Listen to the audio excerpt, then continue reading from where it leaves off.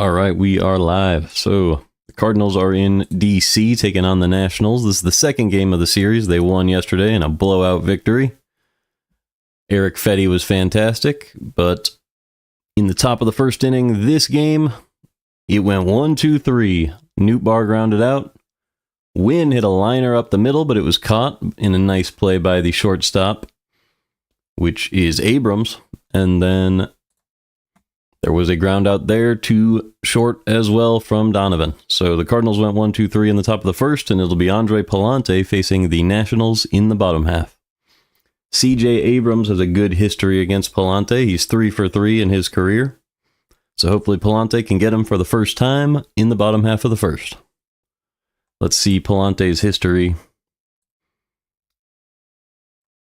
Well, let's start with just Pallante's stats so far this year. He's been great.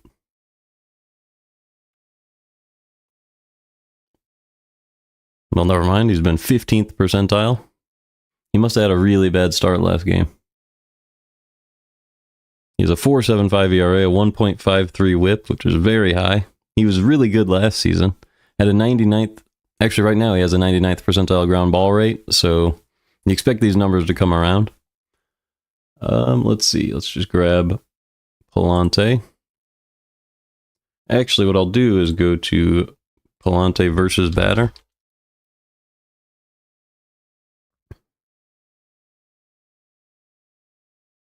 And then we can just sort by team here.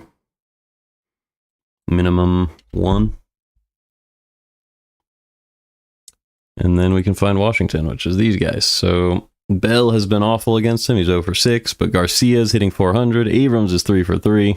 Lowe is 1 for 3. And then the rest of their team, not a whole lot going on. Alex Call does have a hit, but he's been okay against the Nationals. Just Abrams and Garcia have been really good against him. So that's what we're looking forward to in the bottom half of the first. And he's on the mound, so let's get back to the game. So here comes C.J. Abrams, starting at shortstop today. If you look at the Cardinals lineup, Pajes is back in the order after he caught yesterday's game. It looks like Herrera's still going to be more of a DH for a little while. It is Newt Bar in right, Donovan in left, and Scott in center, which means Gorman's playing second base, Arenado at third, and Jordan Walker is not in the lineup today.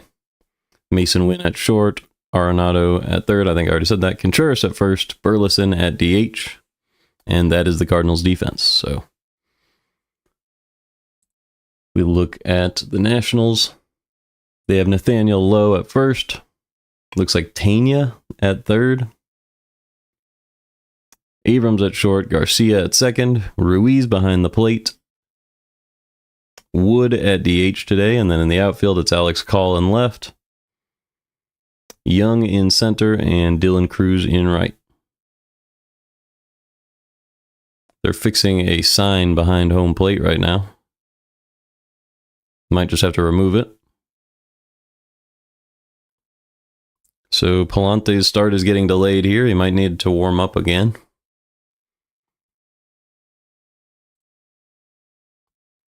This is something you don't see every day. Looks like they're going to play ball. So finally, here we go.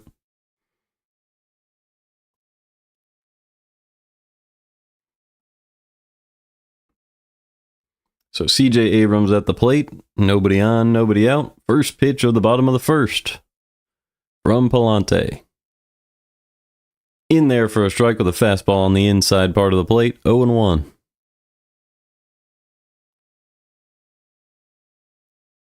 Abrams is 3 for 3 in his career against Pallante. Here's the 0-1 pitch.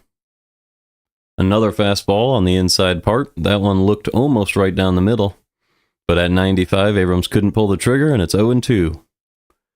Abrams playing fantastic so far this season. Here's the 0-2 pitch. Dropped a knuckle curve in the dirt. He took it, 1-2. Abrams has 4 home runs on the year, 1.1 WAR. He's a pretty good defensive shortstop. 888 OPS. Doing a lot this season. Also hitting .255 with 2 strikes, which is fantastic. Here's the 1-2 pitch. Low and away with the curve, but it's chopped over to second base, and Gorman makes the play. So there's one out in the bottom of the first, and that will bring up Alex Call. Looks like Call has 1 OPS point on Abrams. He's got 889 OPS on the year.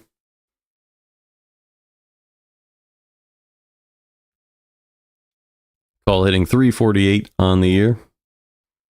So probably less power behind his bat and maybe less walks, but very high batting average at 348. Here's the first pitch. In there for a strike at the top of the zone. Yep, there is much less power. No home runs on the season, but 14 RBIs. An on-base machine. Here's the 0-1 pitch from Pallante. Up and in, ground ball back to the mound. Pallante has it, and there's 2 down in the first. So good job by Pallante so far. Here comes James Wood, the 3-hitter for the Nationals. Wood is the DH today, hitting 280 on the year with a 926 OPS. That is the highest on their roster. And that's because he has 10 home runs on the year. So absolutely mashing so far. Here's the first pitch. Outside 1-0.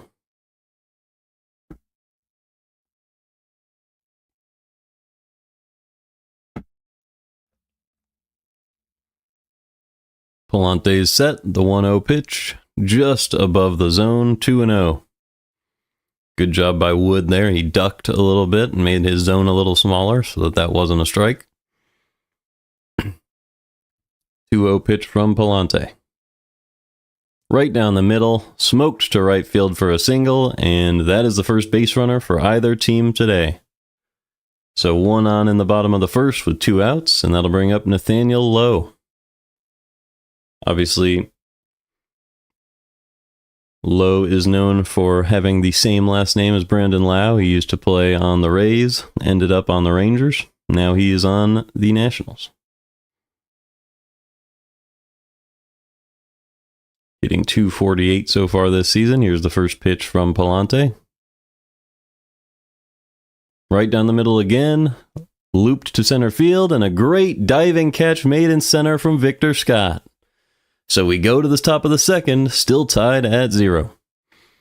Victor Scott really had to charge to make that play, and that's a fantastic grab. So Pallante gets through 1 on a couple of hard hit balls, but just putting the ball in the zone, and we'll go to the second inning. That is one thing that can create a good pitcher. If you have good stuff, if you just put it in the zone, sometimes that can produce pretty good results, especially if your defense plays as well as Victor Scott has so far this year in center field. It'll be Arenado, Contreras, and Burleson. Let's go ahead and do the same versus batter statistics that we just did for Pallante, but this time let's do it for Trevor Williams. So here he is. If I look at, is there an easy way to click through to versus batter? Oh, here you go. Wow. His versus batter stats for today's lineup. So Newt Bar is 3 for 4, Donovan 2 for 5. So both of those guys are already out, but they've started this game having been very good against Williams. Arenado hitting 357, and then everybody else does not have a hit. So got to look for Arenado to do something in this inning. And then let's take a look at what Williams has been up to on the year. So I have to type his name. You have to type it in order. All right, here we go. Just 22nd percentile in pitching value. So right along there with Pallante, but Pallante has a much lower ERA and a lower whip. So Pallante's been a little better by the actual result stats, but they have Williams as a higher pitching value, which I think is weird. Williams has a 1.61 whip, but last season he had a 2.03 ERA and a 1.04 whip. He was qualified, so 88th percentile. He was really good last season. So you should see him work his way back into some pretty good stats. Ooh, did I not? I might not have clicked over to this, so sorry. Here's the Stats against today's lineup. And then here are these percentiles. Now let's get back to the game. Arenado at the plate. It's actually 0-2. And the sweeper misses outside, 1-2. 1-2 pitch. Swing and a miss. And Arenado goes down swinging on the changeup. So there's one down in the top of the second with nobody on, and that'll bring up Wilson Contreras. So first 4 hitters retired for the Cardinals. Nobody on so far this game. First pitch. Slider below the zone, fouled off. Contreras was not trying to swing there, but he did go around, and it's 0-1.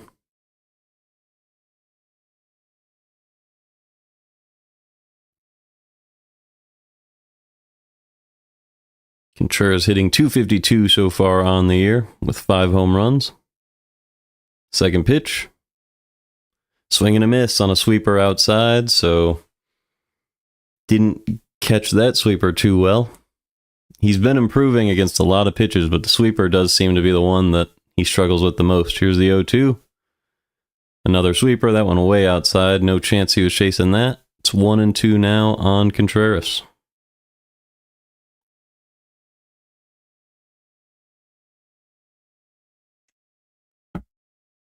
The 1-2 pitch, instead it's a timeout for Contreras. So Cardinals like to do that, it seems like. They wait right until the pitcher's about to pitch, and then they call their timeout. It's a little bit of gamesmanship. I'm not a huge fan of that, but Walker and Contreras like to do it. 1-2 pitch, in the dirt, 2-2.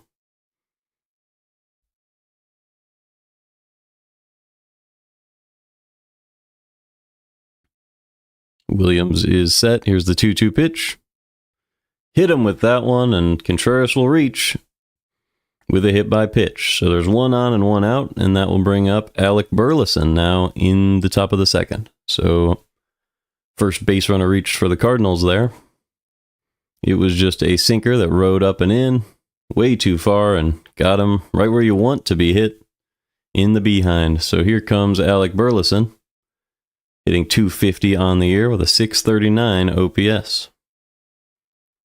First pitch, low and away for ball 1. Burleson has 11 RBIs on the year. WAR sitting at -0.2, but he's picked it up recently.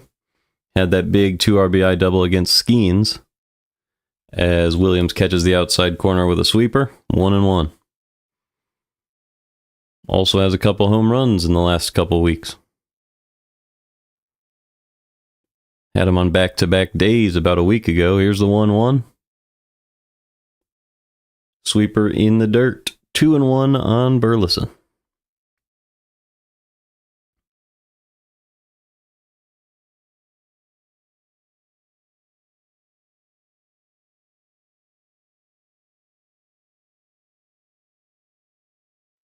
So Contreras on first. Burleson steps back in the box. And Williams is ready. Here's the 2-1. Low and in, and that's ball 3. So it's 3-1 on Burleson. Nolan Gorman is on deck. And Contreras stands on first with 1 out. Good opportunity for the Cardinals early on. Let's see if Burleson can take advantage. The 3-1 is low, and that's ball 4, and that'll bring up Nolan Gorman with 2 on and 1 out. So Gorman not having his best year. He has the lowest OPS in the lineup today at just .599. Does have 1 home run on the year. Has played very good defense in the games he's played. That's why the WAR sits at 0. But you expect more power off of this bat. The first pitch is low and away with the changeup, 1-0.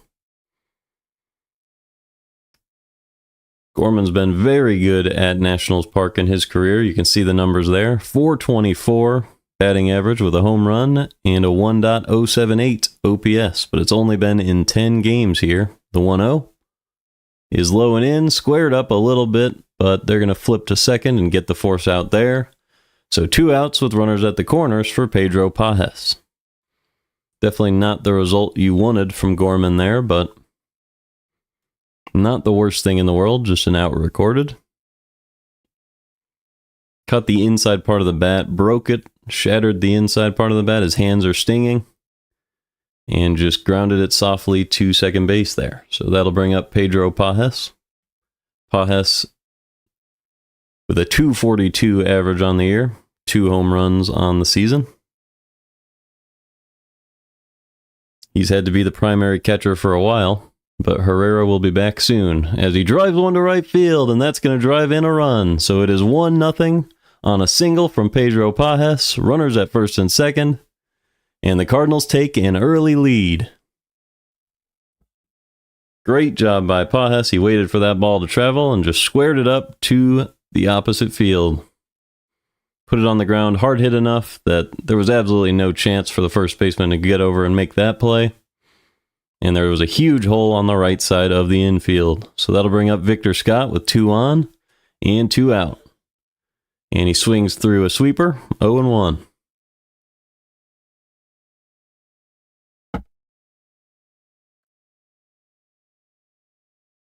Victor Scott hitting .291 on the season with a .771 OPS. He's going to look to bunt, but sweeper catches the outside corner, and he does not make contact. 0-2. He pulled back thinking that was going to be outside the zone, ended up getting called a strike. So well behind in the count now with 2 runners on base. Let's see if Scott has some fight. The 0-2 pitch. Upstairs, it hit off of his shin guard, but it's just going to be called a foul ball. Not his elbow guard is what I meant. Ended up actually hitting his hand. But because the knob of the bat was over the plate, you have to call that a foul ball. So that's just unfortunate for Scott. He's going to have to tough it out. And here is the 0-2 pitch from Williams. Fouled off on the outside part of the plate. Still 0-2. Victor Scott hitting .393 with a 1.006 OPS on a 9-game hit streak. So he really has picked it up a lot in recent success. Here is the 0-2 pitch from Williams. Just low with the sweeper, and that is ball 1. So a tough take from Scott there, but he gets the call. It is 1-2. It was low. It's the correct call. It's just a tough pitch to take. The 1-2 from Williams. Upstairs, and that is ball 2. So a couple takes right there, right near the zone, but good takes from Scott nonetheless. 2-2 count. Runners on first and second. 2 outs here in the second. Pitch 36 of the game from Williams. He is set and delivers. And it's outside, so it's 3-2 now on Scott. He has fought back from 0-2 to a full count. The 2 runners will be on the move here. Lars Nootbaar stands on deck. With 2 outs and 2 on, here is the 3-2 pitch from Williams. Scott with a chance to extend the lead. Squares it up the other way for a base hit. The runner comes around third, and he will score, and the Cardinals go up 2-0. So Gorman scores after his ground out earlier. And the Cardinals now lead 2-0 as Lars Nootbaar steps up to the plate. Great job there by Scott. Just waited on that one. Put the barrel on it, drove it the opposite way, dropped it in front of that left fielder.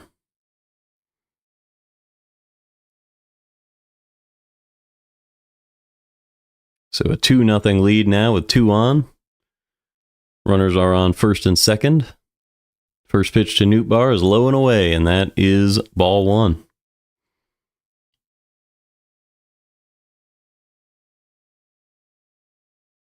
So it is Pages on second, Scott on first. 1-0 count on Nootbaar. Here's the pitch. Fouled back, 1-1. Nootbaar is 0 for 1 today with a ground out back in the first. But on his career, he is 3 for 5 against Williams. So another good opportunity to extend their lead. The Cardinals trying to keep the momentum going. The 1-1 from Williams. Smoked to right field, and it will be down off the wall. 1 run comes around to score. It'll be extra bases for Nootbaar. Second run is safe. He comes flying in, and Nootbaar makes it all the way to third. 4-0 St. Louis. What a job by the Cardinals here in the second. So Nootbaar takes his average up to 4 for 6 against Trevor Williams with a double into right field, driving in 2 runs and extending the Cardinal lead. Got right around on that pitch. It was hanging at the top of the zone. Nootbaar didn't wait long and just deposited it into that right field gap and was able to take third base on the throw. So here comes Mason Wynn with 2 outs and Nootbaar on third, and Williams having a disastrous second inning. The pitching coach out to talk to him here.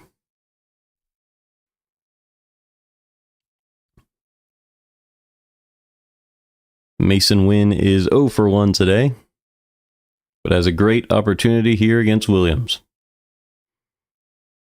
Cardinals are 3 for 4 with 4 RBIs with 2 outs today.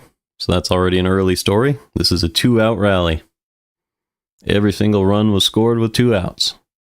First pitch to Wynn is on the outside corner with the sweeper, 0-1.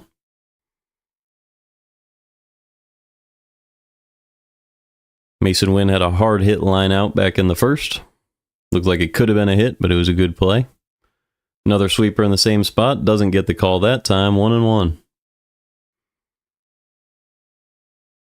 So the Cardinals already lead 4-0 here in the second. Chance for Wynn to drive in yet another run. Here's the 1-1. Right down the middle, fouled back. He wants that one back. It is 1-2. You could see the disappointment in his face there. He had a very exaggerated expression there. Here is pitch 44 from Williams. The 1-2, up and away. That's another ball. 2-2 on Wynn. So the Cardinals looking to go up 5-0. Already lead 4-0 here in the second. Mason Wynn standing at the plate. Nootbaar on third. The 2-2. Fouled back. Still 2-2. So just making Williams work even harder to try to get this third out. When you have a starter who's already thrown almost 50 pitches through his first 2 innings, you've already done a big dent to the opposing team's chances of winning. And they miss low and away with the sweeper, 3-2. So Wynn has worked a full count, and Brendan Donovan is waiting on deck. Donovan, one of the better hitters in baseball so far this year. Here's the 3-2 to Wynn. Swing and a miss with a 4-seam on the inside corner.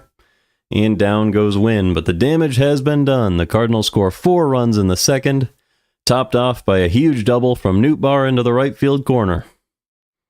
4-0 St. Louis heading to the bottom half of the second.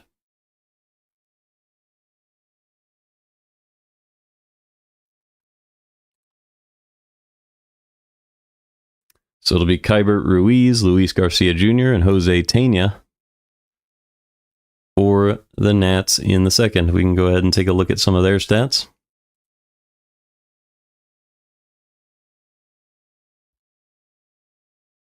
We'll work our way backward.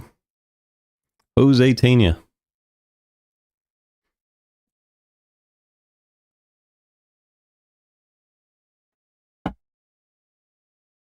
-3 batting value so far, 551 OPS. If you look at a full season of work, he was still negative. Did have a really good hard hit percentage and average exit velocity, so hit the ball hard, but not a great fielder either. -4 outs above average. Kind of fast, so you'd expect maybe that to turn around. He is only 24, so maybe he could figure it out. Let's work our way back. Luis Garcia. Luis Garcia Jr. on the Nationals. Had a good year last year, it looks like. +6 batting value, that's 58th percentile. 90th percentile in expected batting average, so a guy who can get on base by hitting the ball. Doesn't walk a whole lot, but also doesn't strike out a whole lot. So just puts the ball in play. If you see his spray chart over here, Hits the ball pretty much everywhere. Had 18 home runs last year and 22 stolen bases. So definitely a guy you would want in your lineup. A guy to be excited about if you're a Nationals fan. This year, he still sits 75th percentile in the expected batting average, so these numbers should still come up. Still not striking out, so a pretty exciting player in Garcia. And the game is back, so let's go ahead and watch it. Here is Keibert Ruiz, the only one we didn't get to there, as Pallante misses low, 1-0. Second pitch to Ruiz. Right down the middle, ground ball to second. Easy play for Gorman. 1 out in the second for Pallante. So now he's pitching with a 4-run lead. Can probably attack the zone even more, which is what he was doing already anyway.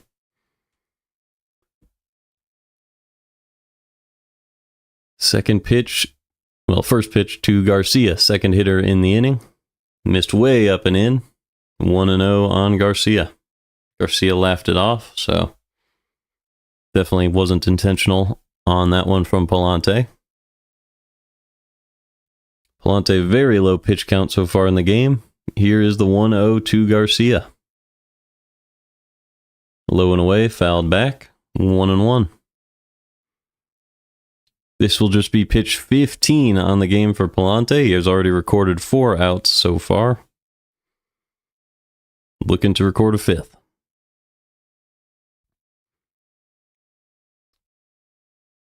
The 1-1 to Garcia is outside with the slider, 2-1.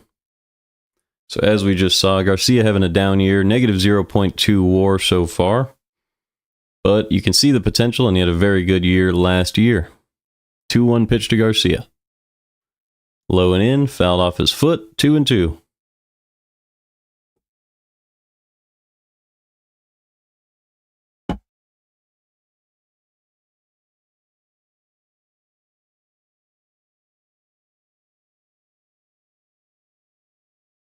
Pallante has the highest ground ball rate among starters all year in the whole league, in the major leagues. So definitely looking to get more ground balls today.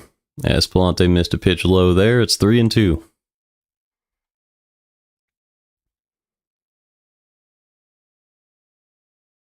On deck is Jose Tena, the third baseman. 3-2 pitch from Pallante to Garcia. Ground ball to the right-hand side. Another play for Gorman. And there are 2 down in the second. So he's getting those ground balls so far. 18 pitches. At least 3 ground balls to Gorman already.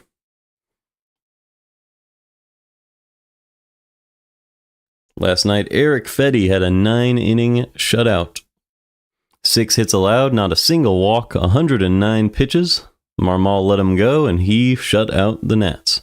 Ground ball to the left-hand side. Easy play for Arenado. And Pallante is working so far today. 2 innings, just 1 hit allowed, and we go to the top of the third, 4-0 Redbirds. It'll be Donovan, Arenado, and Contreras.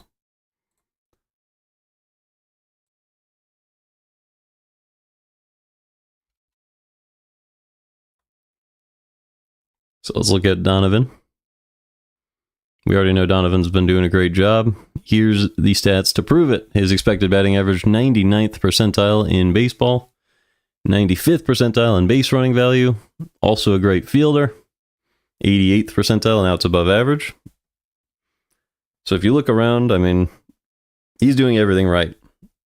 The only things he can't control are how fast he runs and his average exit velo, because some of those are just going to be biological strength. And anything you can work hard to achieve, he has done it so far in his career. Brendan Donovan, 94th percentile in xwOBA, despite the average exit velo being at 89. Doesn't strike out. Could improve his walk rate. I'll give you that. But it has been improved from last season already. So, can you blame him? He's been fantastic. And then if we look at Arenado, I believe he doesn't strike out either. Yep, him and Donovan both 95th percentile or better in strikeout rate. So that is incredible. Also been a great fielder this year. 4 outs above average. Pretty good expected batting average, 754 OPS. He has been good. Positive producer on the offensive side. So the Cardinals really have a good offensive thing going. They just need pitching to settle in and Herrera to stay healthy. I really think this team might be a playoff contender if they continue to play the way they are. That's how I thought at the beginning of the year, but the early injuries had me questioning things. But maybe if they can stick with these guys, it'll work out. But we do look at Walker and Gorman. Someone has to produce in that slot, and it might just have to come from Herrera playing DH and Paez playing catcher. So we'll have to see. Either way, here we go. Donovan is up. 2-1 on him.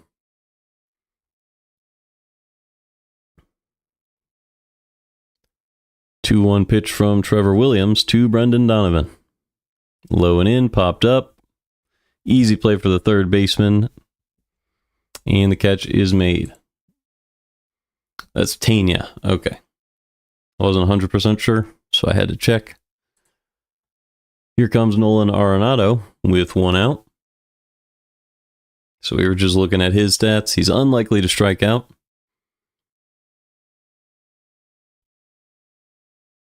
Has been pretty good against Williams in his career. Let's see what he can do here. First pitch.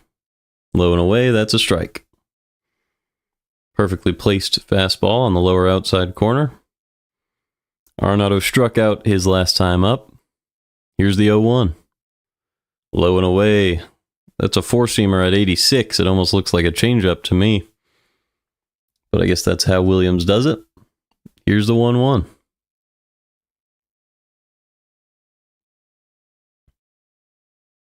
Williams taking a long time to deliver. Here it is. In there for a strike. 87 fastball. Low in the zone. 1-2. Arenado hitting .325 on pitches out of the zone this year. It's a little strange. 1-2 pitch. Way outside. 2-2. It's a very good statistic to have when you don't strike out, though, because you stay alive. Even if you chase something, you're getting a good average out of it. It's always good. Here's the 2-2. Bottom of the zone, squared foul. Still 2-2.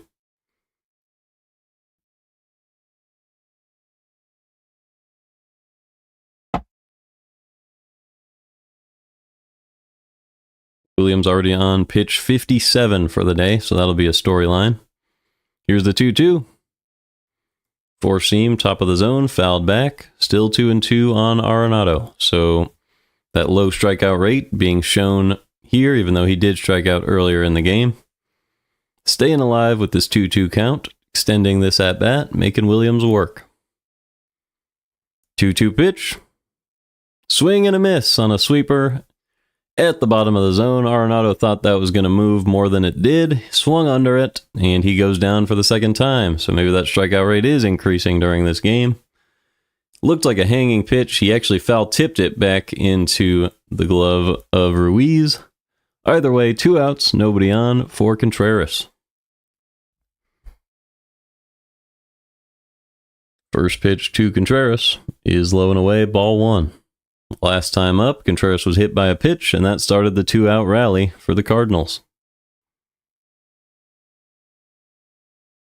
The 1-0 pitch is low and away once again with the sweeper, 2-0.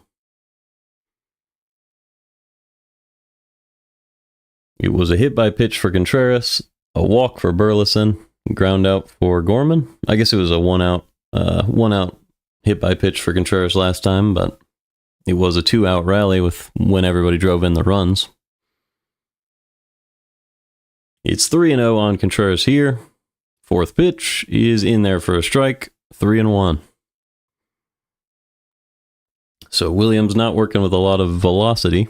Threw 35 pitches in the second inning, but he's working through it. 3-1.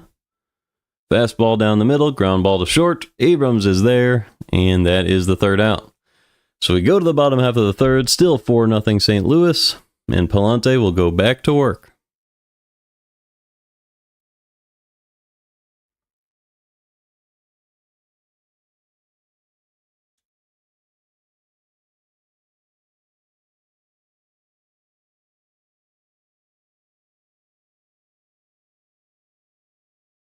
All right, well, who's due up? Jacob Young, Dylan Cruz, and CJ Abrams. So that is 8-9-1. Young's been a good base stealer in the past.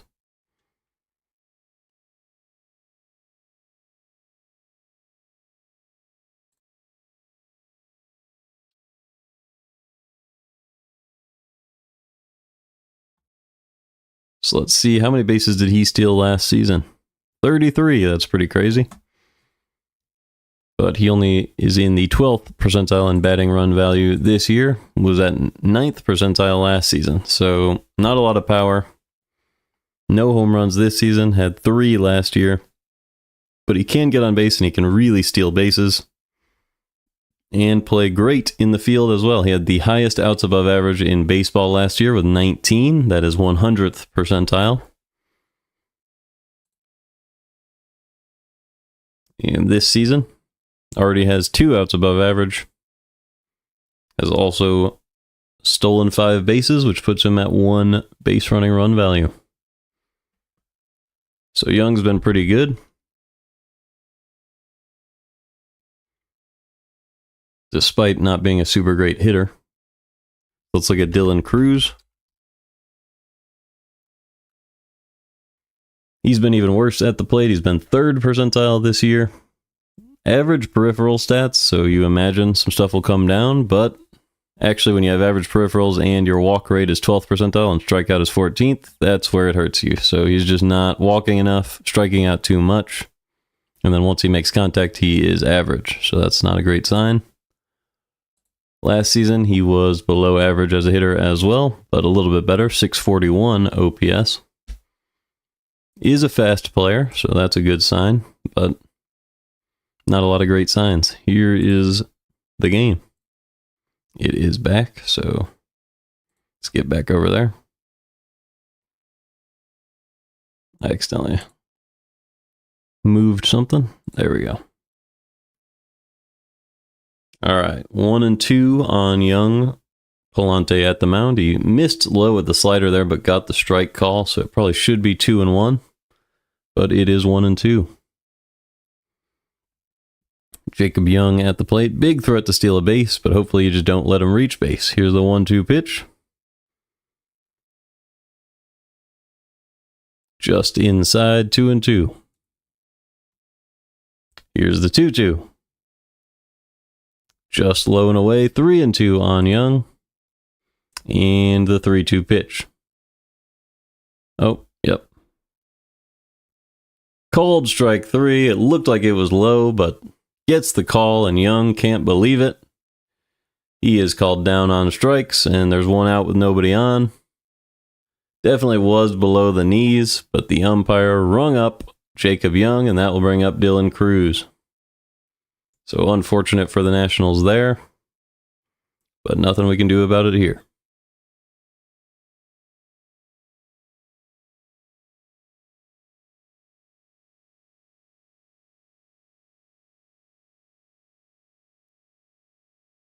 Cruz hitting 183 on the year with a 541 OPS, 4 home runs. First pitch, up and in, fouled off, 0-1.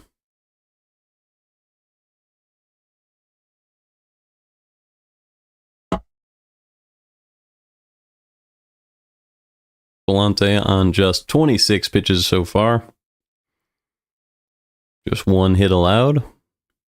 As a rocket is hit to third base, but it's caught by Arenado, and that's the 2nd out of the 3rd. So great play from Arenado there. I thought it might have been a hit, but Arenado snagged it, and the cameraman couldn't even tell. So 2 outs in the 3rd. Here comes Abrams with nobody on. CJ Abrams has a 301 average with an 880 OPS on the year. Also 3 for 4 in his career against Pallante. First pitch is low and in for ball 1, 1-0.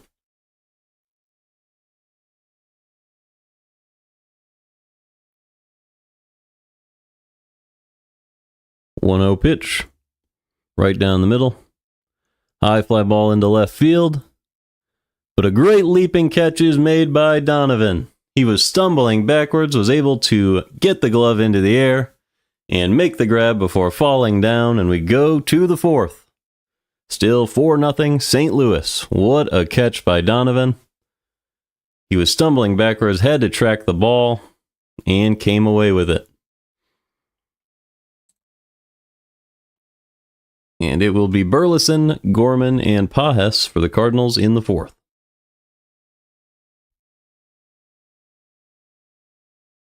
So let's theorize real quick about what a lineup without Walker or Gorman would look like. I believe you'd have to have Pajes behind the plate and Herrera playing DH, which would put Burleson in the field. He would have to play the outfield. So I'm not a big fan of that.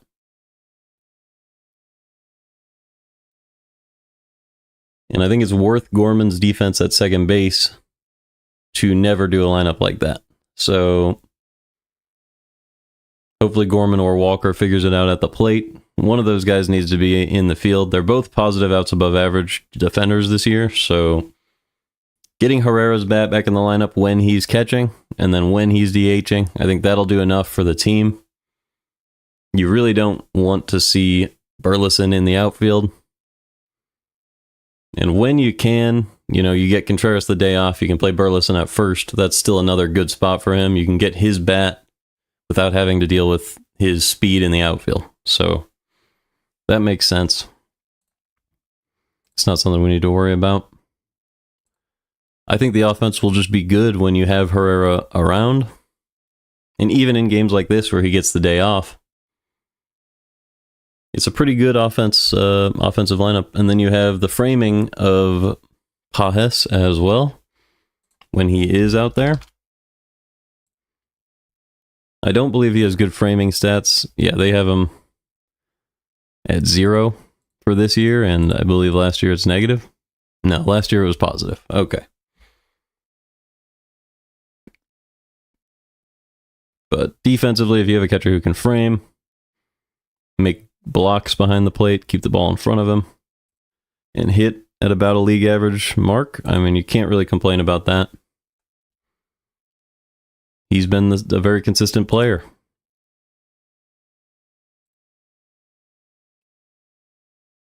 Burleson is at the plate. It is 0-2.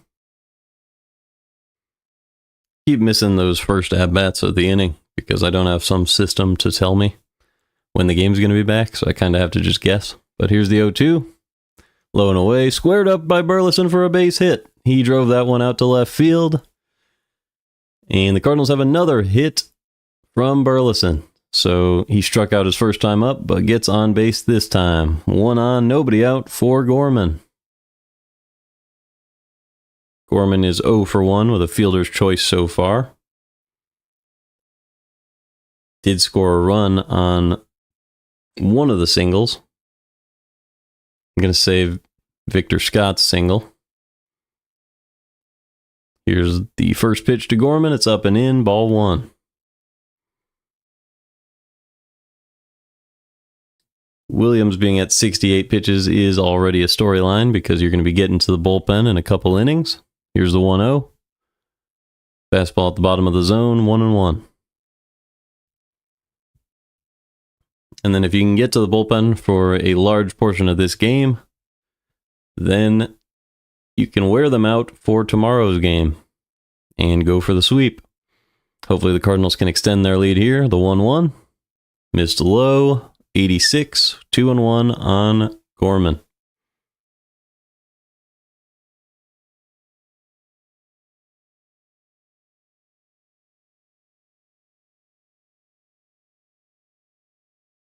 Two 2-1 pitch.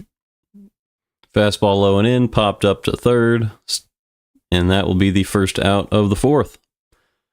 So Burleson on first, 1 out, and that will bring up Pedro Pajes here in this 4th inning.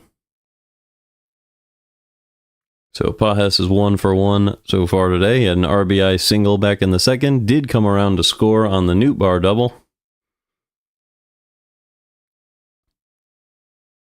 And looks to get something going in the 4th. 1 on, 1 out. First pitch from Williams. In there for a strike with the sweeper.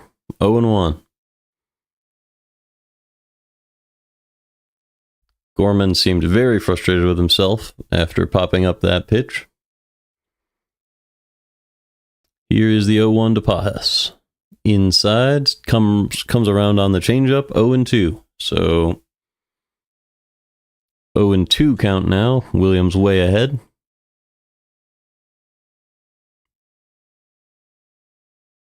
Pedro Pajes, the Cardinal catcher, at the plate. Victor Scott is waiting on deck. He's on a 10-game hit streak now. Here's the 0-2. Sweeper creates a swing and a miss, and Pajes goes down. So struck him out on an 0-2 right there. Not a great at-bat from Pajes, but that'll bring up Victor Scott. Burleson not really a threat to steal from first base, so we'll have to see what the Cardinals do here. Probably just leave him on first, hope that Scott can extend the inning. First pitch to Scott is low, and they completely proved me wrong. Burleson steals second base on the first pitch, and now he's in scoring position for Victor Scott. So exactly what I did not expect to happen, but it makes so much sense in the situation that I guess sometimes it's worth it to even send Burleson. Here's the 1-0 to Scott. Swing and a miss on a sweeper outside, 1-1. In the back of my mind, I was thinking maybe they could try it because now you have him on second base. A single would score him. If Scott gets out, then you have the top of the order next inning. So it's really low risk. And here's a bunt to the left-hand side. Pitcher's able to go make the play. And we will have Nootbaar for the Cardinals next inning. But first, we have to deal with the bottom of the fourth. And we'll see Andre Pallante back on the mound for the fourth. So Pallante going for the Maddox at 29 pitches so far this game. Just the 1 hit allowed. It'll be Alex Call, James Wood, and Nathaniel Lowe in the fourth.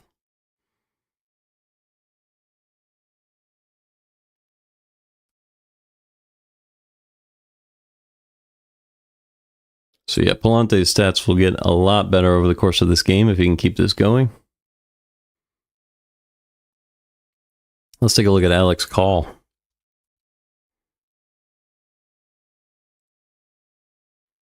So Call has been great.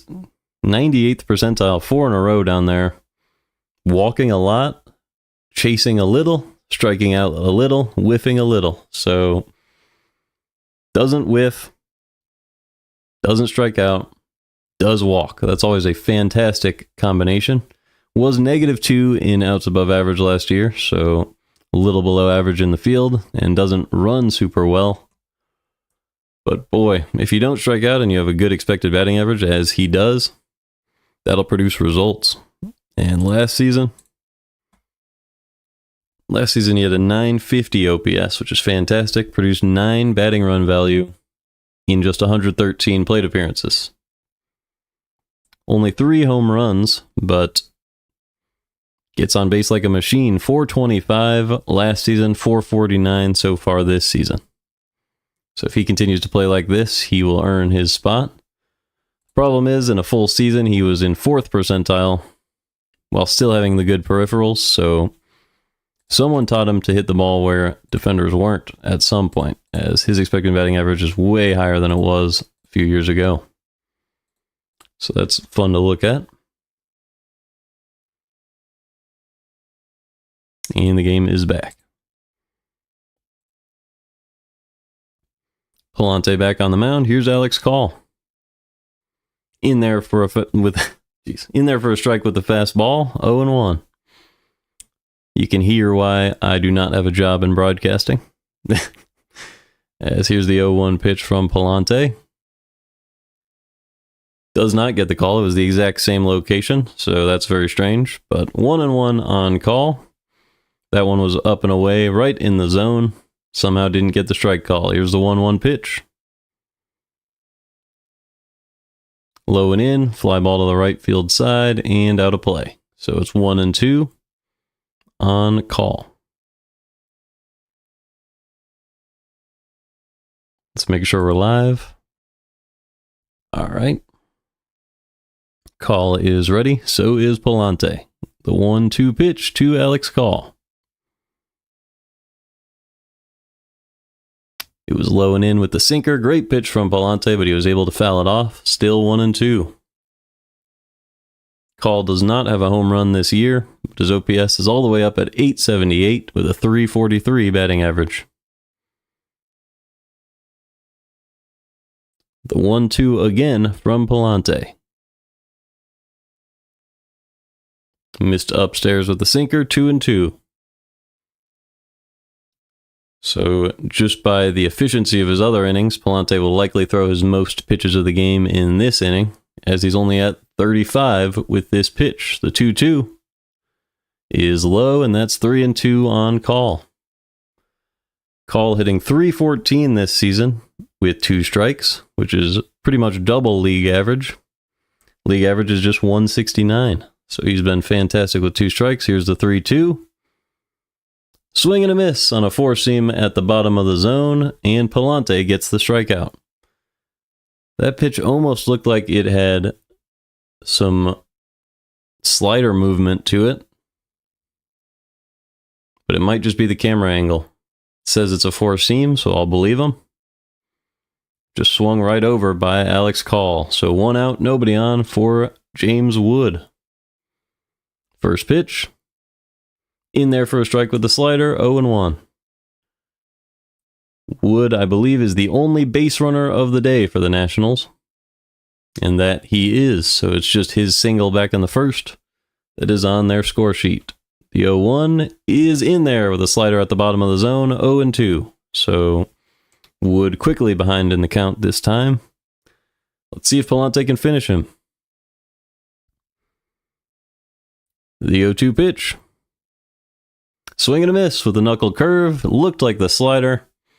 Really great job by Pallante to position his pitches so that the slider would have been in the zone there, but the curveball was too low and was able to draw the swing from Wood.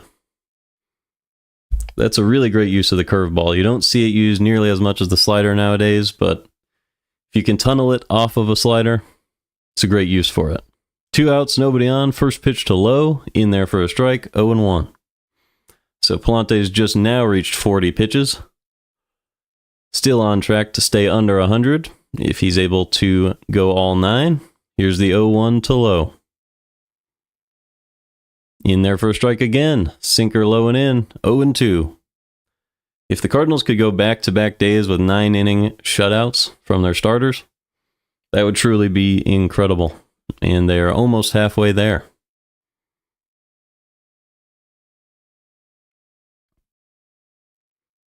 The 0-2 pitch to Nathaniel Lowe. Chopped to shortstop. Easy play for win. And he's through 4. Just the 1 hit allowed. Great pitching from Pallante so far. We go to the 5th. It's 4-0 St. Louis.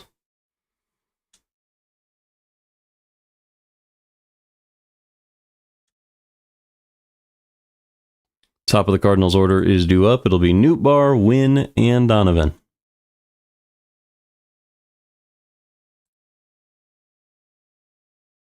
So we looked at Nootbaar, we looked at Donovan.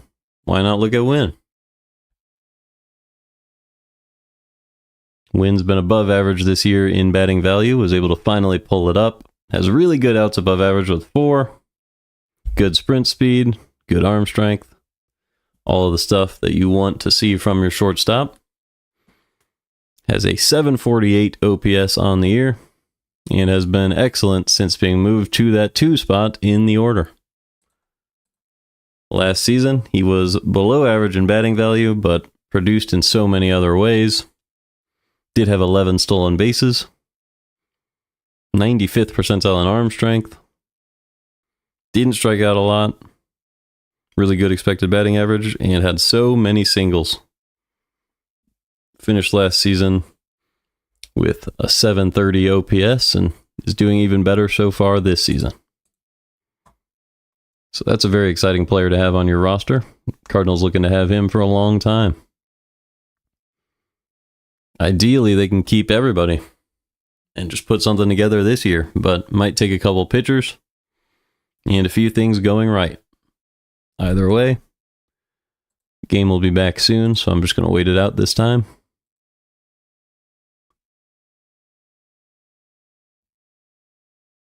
Nootbaar, Wynn, and Donovan due up.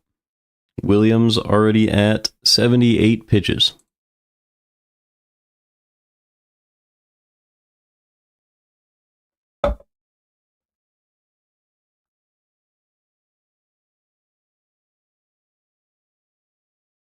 Make sure we're live. All right, here we go. Nootbaar is 1 for 2 with a huge 2 RBI double back in the second. First pitch is in there with the sweeper for a strike, 0-1. So Williams almost at 80 pitches already. The 0-1 pitch to Nootbaar, outside corner, ground ball to first, and that'll be the first out of the 5th inning. So Nootbaar falls to 1 for 3 on the day, but that double means more than those 2 outs. That'll bring up Mason Wynn with 1 out and nobody on here in the 5th. So we just looked at his numbers. He's been great in that 2 spot of the order. Let's see what he can do for the Cardinals here. Just try to extend that lead. 4-0 St. Louis. Here's the first pitch. Outside, 1-0.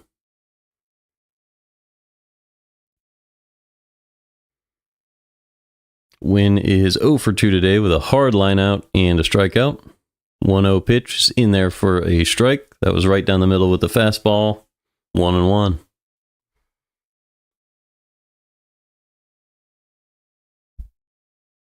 The 1-1 pitch is in there for a strike. That was a really nice fastball up and away. Caught the upper outside corner. And it is 1-2 now on Mason Wynn. The 1-2 pitch is smoked up the middle for a base hit. So Wynn can't be kept off the bases forever. Got the end of the bat to that one. Pulled it through the hole in the middle of the field. And the Cardinals have 1 on with 1 out for Brendan Donovan.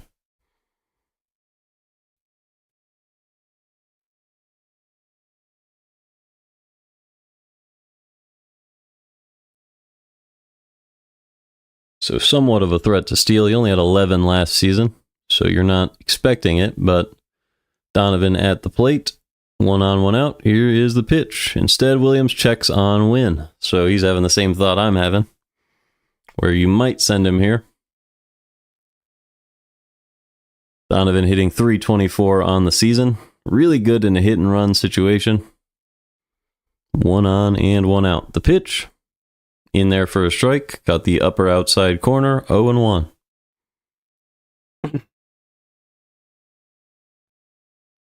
Donovan has an .843 OPS on the season. Only a 6.8% strikeout rate against right-handers this year. The 0-1 pitch. In there for a strike with the slider. 0-2. So Donovan will have a tough count to work out from here. He has to work back, but only strikes out 7% of the time against righties. Ground ball to the left field side. Fair. That's somehow going to get around the third base bag, and it'll be extra bases for Donovan. That's a double. The Cardinals now have runners at second and third with 1 out. So what a weird cue shot from Donovan. The practice of keeping the balls fair pays off. Donovan's offseason is going to go down as one of the best offseason programs we've seen at the barn. It's just a hard ground ball, not even too hard to hit. Just wraps it around that third base bag. Fair.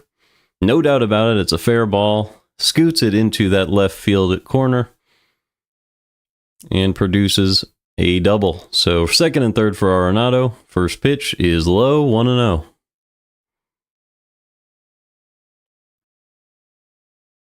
So now Nootbaar, Wynn, and Donovan all have hits in the game.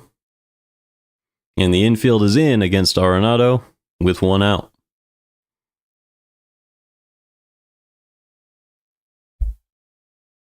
Here's the 1-0. Inside, pulled and caught for a double play. So unlucky for the Cardinals there, as Arenado lines into a double play. Win was too far off the bag for him to have any chance to get back, and we'll go to the bottom of the fifth, still 4-0 St. Louis.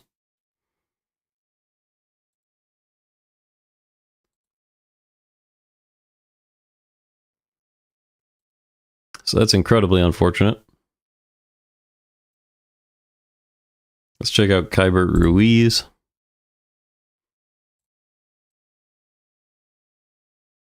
It's good to see teams pitching to Arenado in that spot because the infield is in. It looked like they were trying to pitch around him potentially, as that pitch was inside the zone that he pulled, but would you rather them throw 4 pitches to Arenado than intentionally walk him and try to face Contreras? Because we need to see Contreras' confidence continue to go up. And if people would rather face him with the bases loaded, it's never a great thing. And then the infield wouldn't have to be in against him either, so they could play the middle infield back and try to go for a double play. It's a little bit frightening. So it's good to see that they pitched to Arenado there, even if it didn't work out for the Cardinals that time. It was a hard hit ball just right at the third baseman. So, and that was Tena who made the play. Ruiz, he's an above average hitter. Squares up the ball a lot, doesn't strike out. Really high expected batting average as well. So, yeah, he's a good hitter. That sounds like a good formula. Most of his hits are just between the infield and the outfield. He just drops them in for a single. Sometimes he hits doubles down the right field line. It's about all that he's produced outside of those 2 home runs.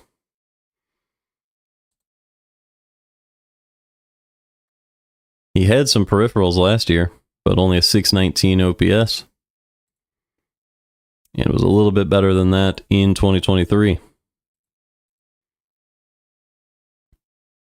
Did he have another qualified year? Yes, he did. 2022, he was still a little below average, but the strikeout rate's always been low, so that's how he's kept his job. It's always a good thing to have. If you see, if you see, he's actually improved the squared up percentage the most. Look at 2022. Oh, they didn't even track it, so never mind.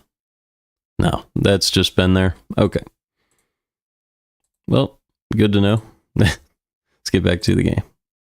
It is 0-1 on Ruiz. Here's the 0-1 pitch. Right down the middle, ground ball to the opposite field, and that's an easy single for Ruiz. Donovan charges and prevents a double. The good throw to second, so 1 on with nobody out in the 5th. That's the second base runner for the Nationals in the game. That one came on a single. So it is Luis Garcia now, looking to improve a rough year so far, with 1 on and nobody out. Here's a pitch from Pallante. Missed low with the fastball, 1-0. So this is the first dangerous situation Pallante's gotten himself into. 1 on and nobody out for a solid hitter in Garcia. Here's the 1-0 pitch. Swing and a miss on a slider below the zone, 1-1. That really high ground ball rate would serve Pallante well here, but a strikeout might be even better.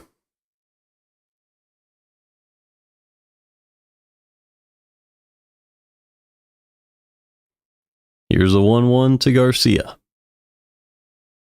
Swing and a miss on a knuckle curve below the zone, 1-2. So really high arcing pitch that time. Garcia chased.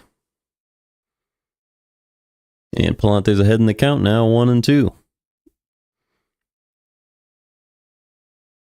Pallante still below 50 pitches on the game. Looking to finally record an out against Garcia. Here's the 1-2 pitch. Dropped another curveball in the dirt, 2-2.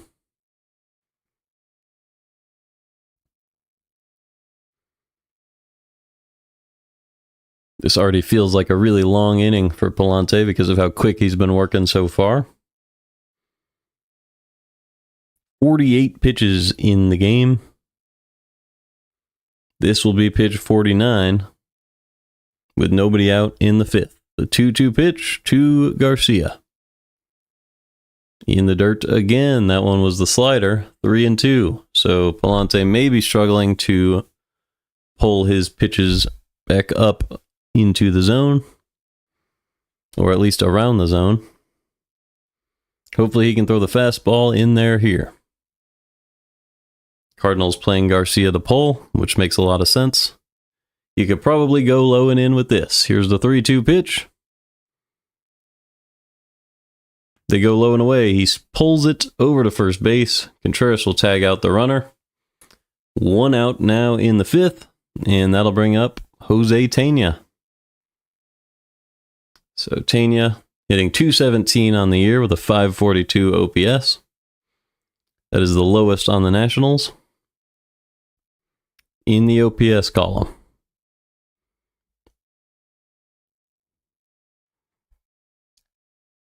Let's see if Pallante can make quick work of him here. Pitch 51 of the game from Pallante. In there for a strike, and they don't call it. So 1-0. It's a crazy ball call. Even Tena looks absolutely shocked. You can see it in his eyes, but it looks like he's thinking, I'll take it. So here's the 1-0 from Pallante. That one below the zone with the fastball, 2-0.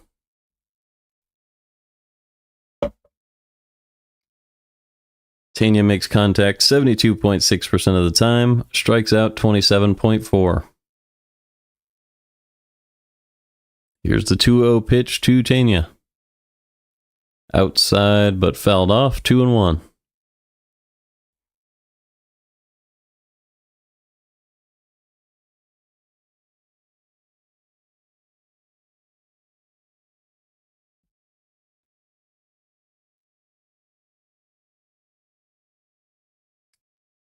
Pallante is set. Here's the 2-1 pitch to Jose. In there for a strike, 2-2. So Pallante worked back from that 2-0 count deficit and has evened the count at 2. Let's see if he can finish off Tena and get back on track. The 2-2 pitch to Jose Tena. Inside, ground ball foul, still 2-2. Pallante with 6 groundouts today, 3 strikeouts, and 4 flyouts on the game. So 60% ground ball rate on balls in play compared to his average of 66. Here is the 2-2 pitch. In the dirt, 3-2.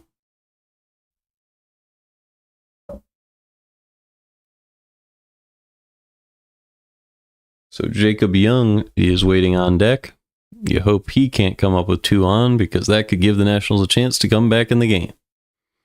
4-run lead for Pallante. Pitch 57, here's the 3-2 to Tena. Pulled foul, still 3-2. Good job by Tena to stay alive. Tena is 0 for 5 on the season with a full count. Has not put the ball in play with a full count all year, it looks like. Only walks and strikeouts. Here's the 3-2.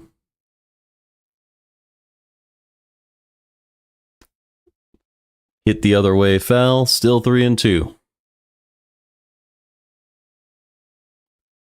Tena is 5 for 13 with runners in scoring position this season. Does not have a home run in these situations. The 3-2 pitch from Pallante. Fouled off again. So Tena having a great at-bat here. Really good chance to walk. But Pallante is not a guy who likes to give in to that. So we'll see if he can keep attacking the zone with a 3-2 count.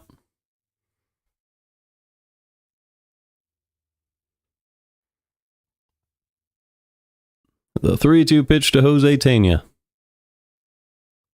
Swing and a miss on a 4-seam at the bottom of the zone, and down goes Tena. So 2 outs, runner on second for Jacob Young.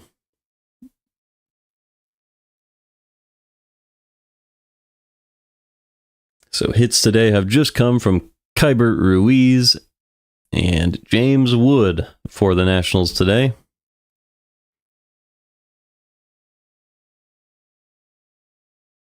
And we'll see if Pallante can strand the runner at second.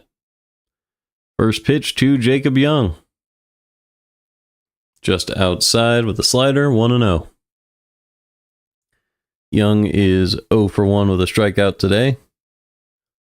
It was a bad call, but it was good for Pallante. Here's the 1-0 pitch. Swing and a miss on a four-seam, low and away, 1-1. That almost looked like a slider, so this camera angle must be pretty weird.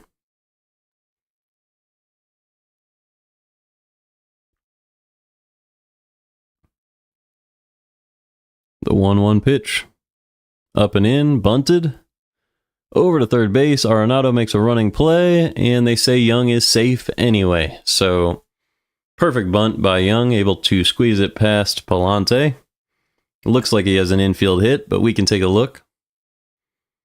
Really incredible play by Arenado to even make it close. Let's see what he did here. He runs in, grabs it with the bare hand, throws it as fast as he can, but Young did beat him by a half a step. So, runner on first and third, and that'll bring up Dylan Cruz with runners at the corners and 2 outs. So Pallante trying to protect a 4-run lead with 2 base runners and a guy who can hit a home run at the plate. So that's a little frightening. 4 home runs on the year for Cruz. Here's the first pitch. Swing and a miss on a fastball up and away, 0-1. Huge at-bat in this game. If Pallante can get this out, the Cardinals are looking to cruise to another victory. If not, then that means Dylan Cruz could make the Nationals have a much better chance.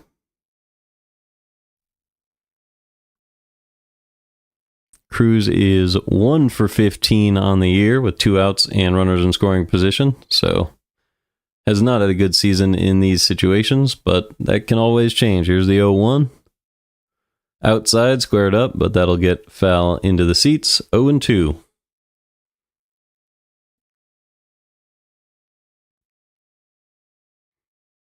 Pallante on pitch 66 of the game here in the 5th. Definitely his longest inning of the game so far, but still has a good chance to get out of it. Way ahead in the count, 0-2 with 2 outs here. Still no runs allowed. Runners at the corners. Here's the 0-2 pitch to Dylan Cruz. Swing and a miss on a sinker above the zone, and Pallante is out of it. Cruz swung over that sinker. It sunk right up below the bat like the pitch is designed to do. And we go to the 6th. Still 4-0 St. Louis. I'll be back in 30 seconds, but first I will pull up Burleson's stats on the year. Well, maybe let's look at Contreras. I always like to check on Contreras, see how high up he has gone since the beginning of the year. So I'll leave you with Wilson Contreras, and I'll be back very soon.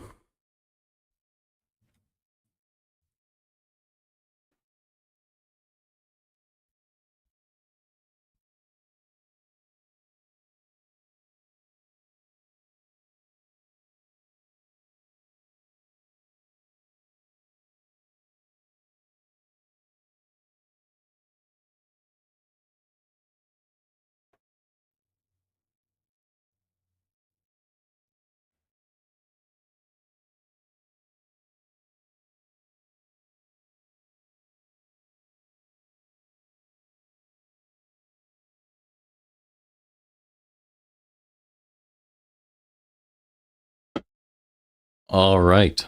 So if we look at what Contreras has done, let's just make sure the game's not back. Yep, it's not. Contreras at above 70th percentile on expected WOBA, expected batting average, and expected slug. Great peripherals. His batting value up to 0, which is just about league average. So he's finally almost back to where he should be. Last season, obviously, he was 80th percentile with 14. Now that he's at 0, all he has to do is add on the way he normally does, and his numbers will creep up to where they normally end up. It's really good to see him back hitting the way he should. And here he comes to the plate to face Williams, assuming Williams is still in the game. Williams is at 88 pitches, so he might be out of it. Let's see. He's still in the game, so they're going to leave him in for the 6th. Here's the first pitch. In there for a strike with the sweeper, 0-1. A couple Cardinals fans wearing the Redbird hat in Washington. That's always a lot of fun. Here's the 0-1. Inside, 1-1. That was a changeup. Contreras is 0 for 1, but he did have the hit by pitch to start the rally back in the 2nd. Here's the 1-1 pitch. Ground ball. Easy play at short for Abrams. And there's one out in the 6th. So that'll bring up Alec Burleson with nobody on. Burleson is 1 for 1 with a walk today. He's been excellent so far in this game. Walked during the rally, which helped to pass the torch over to Pages, Scott, and Nootbaar, and then also had the single and the stolen base last time up. Pitch 92 from Williams is above the zone, 1-0.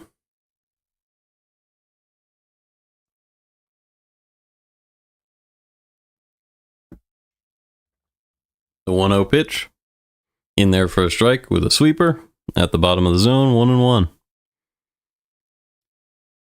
Burleson hitting .257 with a .656 OPS. The 1-1 pitch, outside, barreled up to center field, and it's another single for Burleson. So he is 2 for 2 with a walk against Williams today. He'll finish with 3 on-base at-bats against Williams. Great job today from Burleson. Regardless of how the rest of the game goes, you get on base 3 times against the starter, it's a good day. Here comes Gorman with 1 on and 1 out here in the 6th. Pitch 95 from Williams. He is on his last couple. But he gets a ground ball to short from Gorman. They go to Abrams. Only get the 1 out. Gorman beats out the double play. But there are now 2 down in the 6th with Gorman on first. So Williams might be able to face Pages to finish off his game. Looks like he will. So Williams will go through all 6, assuming he can get Pages. Pages is 1 for 2 today. Does have an RBI. That was an RBI single back in the 2nd.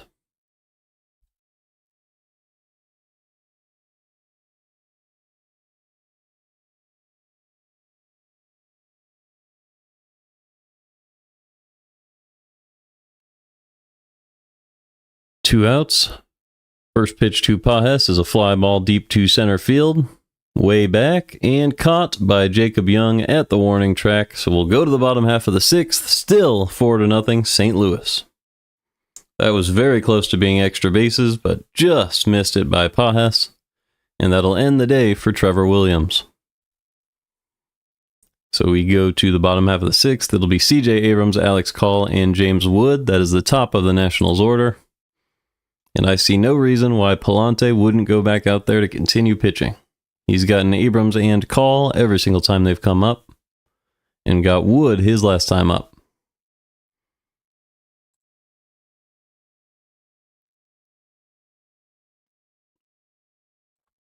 So we looked at Call. We can look at Abrams. 79th percentile in the batting value. 872 OPS with a .510 slug. Great expected batting average. Does he have homers? 4 of them. Had 20 last season, so he's on the exact same pace, just about. Also 31 stolen bases. And then also he stole a bunch of bases in 2023, but wasn't quite the hitter that he is now. So you can see him slowly improving his hitting.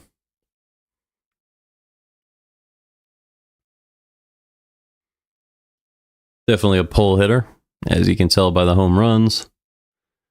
He can hit it to straightaway center, but definitely can't really go the opposite way, barring just a few.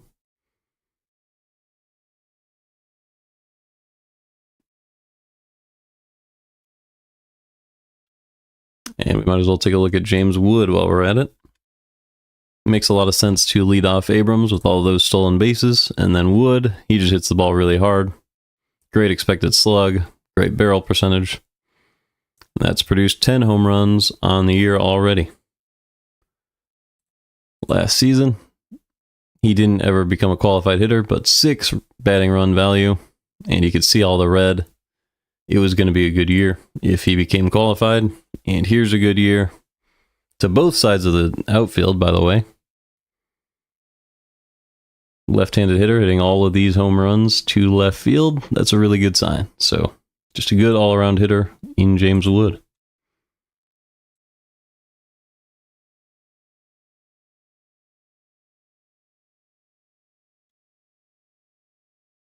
Pallante back out there. He's pitching to Abrams. Let's start off the 6th. First pitch. Not quite yet. He's still warming up. They just already showed him pitching, so I thought maybe it might be the first pitch.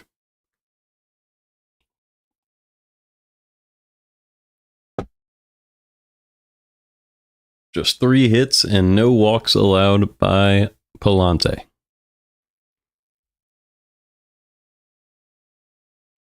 Five strikeouts in 5 innings. So he's been fantastic so far today. That's a 0.6 whip. It's exactly what you want from your starter.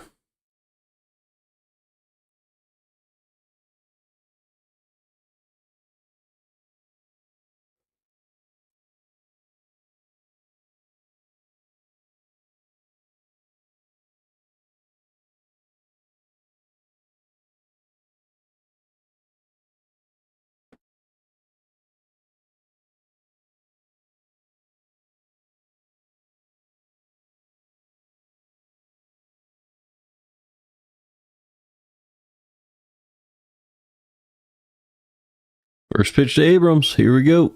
It is just up and away for ball 1. Did catch the upper outside corner there, but didn't get the call. Here is the 1-0 pitch to C.J. Abrams. Up and in, fouled back, 1-1.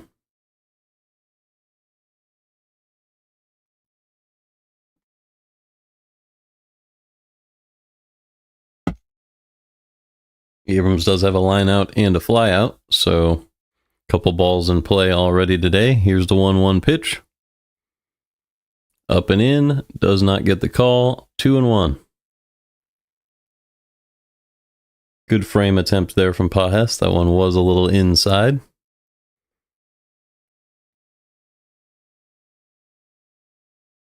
Umpire giving Abrams a little bit of a warning there, as he didn't call time before stepping out. So that's a little strange. Here is the 2-1 pitch from Pallante. Inside, 3-1. I can imagine I would want to step out if a pitch came inside like that, but Abrams stays in the box. The 3-1 pitch from Pallante. Over the middle of the plate, fly ball to left field. Donovan comes in and makes a nice running grab for out number 1. So 1 out, and that'll bring up Alex Call. Call is 0 for 2 with a strikeout so far in the game. Call still does not have a home run on the season. So all of those hits coming without power. Just a high on base, high average hitter.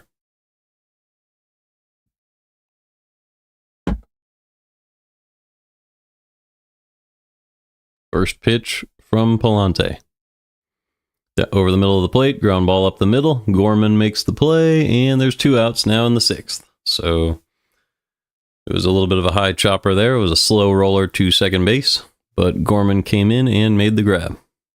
Or I guess made the throw. And there are 2 outs for James Wood.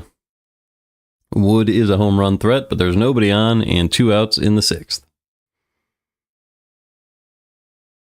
Pallante had a 24-pitch 5th inning, but other than that, he's been incredibly efficient. First pitch to Wood is just high with a curveball, 1-0.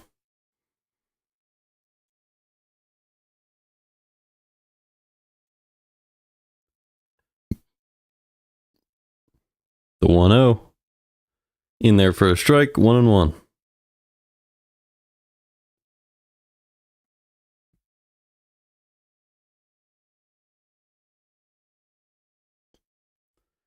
The 1-1 pitch to Wood. Slider right down the middle, 1-2. Wood has one of 3 Nationals hits so far in the game. Down in the count 1-2 right now. But his hit was a single back in the first. Here's the 1-2. Missed way upstairs with the fastball, 2-2. Wood is an incredibly tall hitter. Looks to be somewhere around 6'4", although I can look it up and confirm. Here's the 2-2 pitch. Caught the bottom corner. Fantastic pitch from Pallante. And he gets Wood looking. We'll go to the top of the 7th. Still 4-0 St. Louis. Pallante, how many strikeouts is that? That's 6 strikeouts in 6 innings for Pallante. Let's see if Wood's height is listed. 6'7". Okay, so he's even taller than I thought. How tall is Judge? Maybe he's also 6'7". Okay, so maybe the Yankees camera angle makes Judge look bigger than the Nats camera angle makes Wood look. I think that's probably what it is. Oh my goodness. I didn't realize Judge's Savant page looks like this. That is unbelievable. Judge has a 488 on base with a 743 slug for a 1.231. Leads the league in xWOBA, expected batting average, expected slug, barrel percentage. And he's right up there in average exit velo. Obviously, O'Neal Cruz, I believe, hits the ball harder. But holy smokes, look at this. He even has an out above average on defense.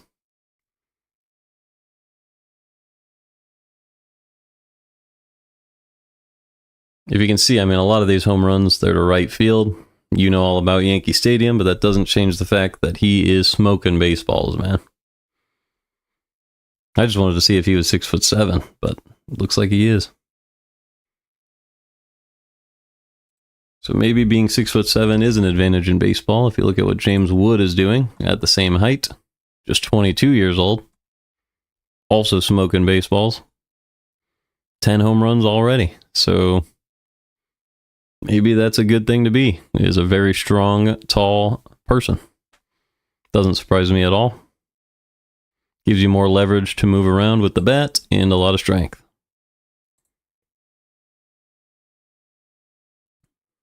Either way, it'll be Victor Scott, Lars Nootbaar, and Mason Wynn for the Cardinals here in the 7th.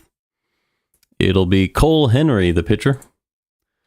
So let's see if we can quickly grab some Cole Henry stats. His ERA is at 4.09.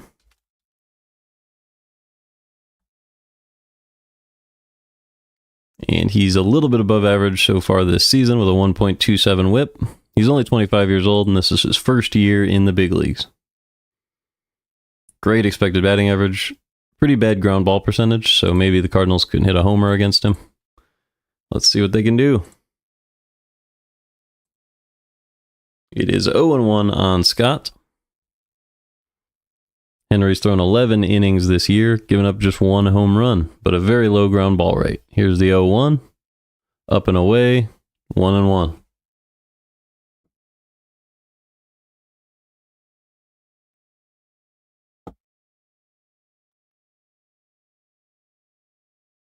The 1-1 pitch to Scott is up and away, 2-1.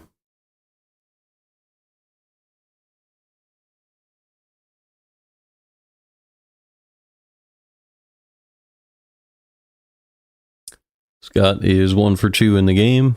2-1 pitch, pulled foul, 2-2. That was a rocket, but too far inside off the net. Scott has a 775 OPS on the year.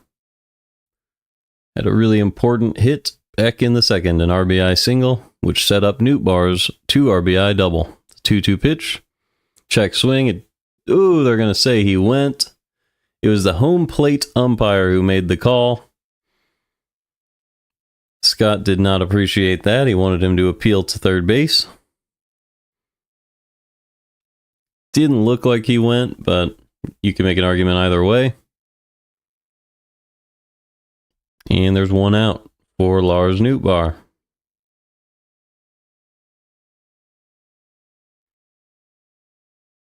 First pitch, inside, 1-0. Nootbaar has one of the best walk rates in the league. Also had a huge 2-run double back in the second inning. The 1-0 pitch to Nootbaar. Top of the zone with a fastball, hit high in the air to right field, but an easy play at the warning track. And Dylan Cruz makes the catch for the second out. So 7 pitches, 2 outs for Henry, and that will bring up Mason Wynn.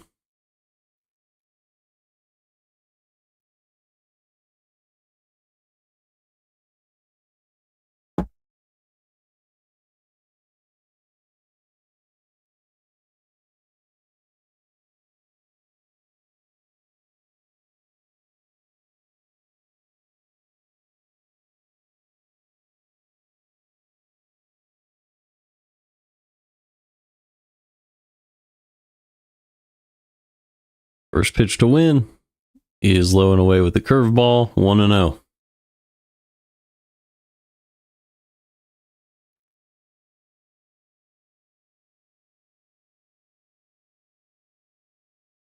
Here's the 1-0 pitch from Henry. Fastball up and in, high in the air to center field, and the catch is made by Young. So 1-2-3 inning from Cole Henry. He stayed below 10 pitches. Really great inning against the top of the Cardinal order. And we will go to the bottom of the 7th. Pallante still on the mound. Still 4-0 St. Louis. So Nathaniel Lowe coming up. We can take a look at some of his numbers. Pallante is still at 77 pitches, has a 4-run lead. No reason not to see him in 1 or 2 more innings. Lowe has been above average. Was drafted in 2016 by the Rays.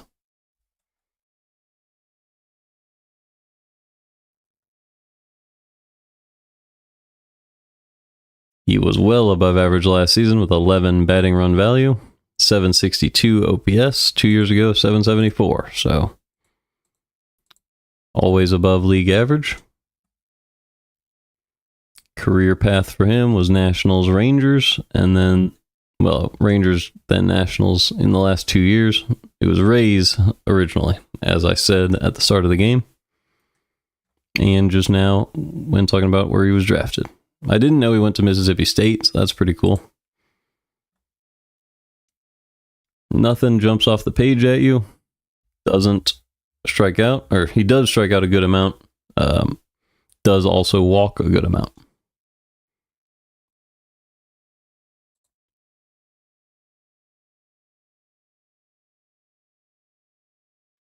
So it'll be Lowe, Ruiz, and Garcia. So Pallante facing a couple guys who have hits off of him.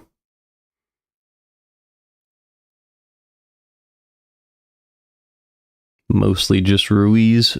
Well, at least today it's just been Ruiz.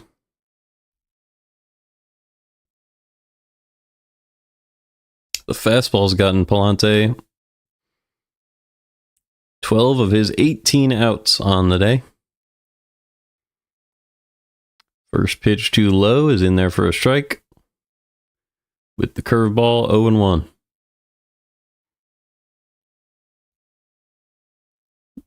Here's the 0-1 pitch to Nathaniel. Perfect slider on the outside part of the plate, 0-2. Pallante has not gotten the ground ball rate to the extent that he normally does. Just 7 out of the 12 outs have been ground balls. But that's still a pretty good percentage. And those are just not including the strikeouts. Here's the 0-2. Swing and a miss on a fastball above the zone. Speaking of strikeouts, there's another for Pallante. And he's up to 7 in 6 1/3 innings. That one was well above the zone. I don't know what Lowe was thinking. 1 out, nobody on. Here comes Keibert Ruiz. Ruiz is 1 for 2, hitting .297 on the year. First pitch is in the dirt, 1-0.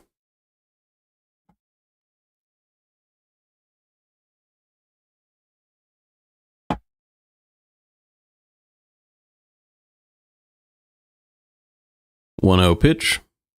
Missed low once again with the fastball, 2-0. Pajes trying to calm him down. Shaking his head at Pallante, trying to find the zone. 2-0 pitch to Keibert Ruiz. Middle of the plate, ground ball to first base. And Pallante settles back in. 2 outs in the 7th. That'll bring up Luis Garcia.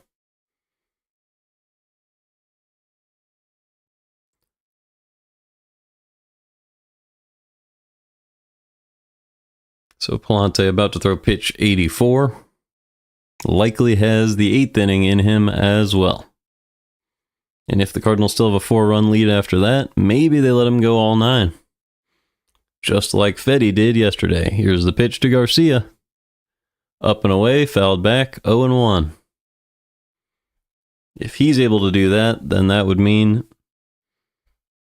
they would have the entire bullpen available for Game 3. Here's the 0-1 to Garcia. In the dirt, 1-1.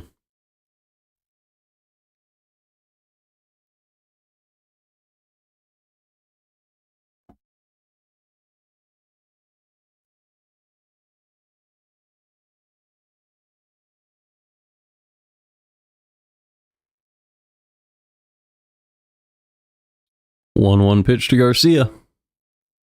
Slider fouled back, 1-2. Maddox is still not quite off the table here. He would just have to get through the last few innings in just 14 pitches. That would be 7 outs in 14 pitches, so very, very unlikely, but still possible. Here's the 1-2 and pitch 87. Fly ball, center field, easy play for Scott. And Pallante is through 7. Scoreless innings, 3 hits allowed, no walks. Fantastic game from him so far. Fantastic job by the team as a whole. We go to the 8th, 4-0 St. Louis. It'll be Donovan Arenado Contreras. So this is where we start to look at the opposing bullpen and theorize who might they go to. We have Donovan Arenado Contreras, that is lefty, righty, righty. And after Contreras is Burleson and Gorman. So maybe they go righty to face Donovan Arenado Contreras, and then a lefty to face Burleson Gorman. They could pivot like that. Either way, someone's getting a good plate appearance. And it'll probably be Donovan with the platoon advantage, so let's just see who they have in their bullpen. So I'm going to click over to the Nationals here. Let's go up. Washington.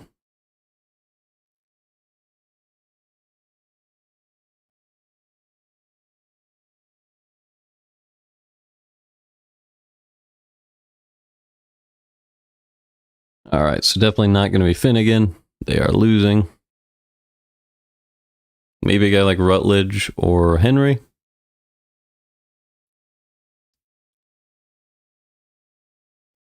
Zach Bricky, maybe? I don't know how to pronounce that name.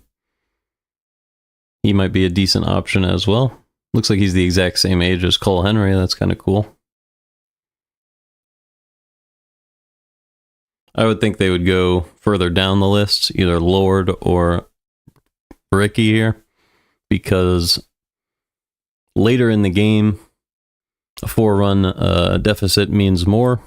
It's tougher to close that gap in just 2 innings, so you go to a right-hander lower on your list. That would make sense. Let's see what they did. They stuck with Henry, so that makes a lot of sense as well. He only threw 9 pitches last inning. He is a right-hander, so you could probably get these 3 outs. Good idea. It's 0-1 on Donovan. Just threw a fastball in the zone.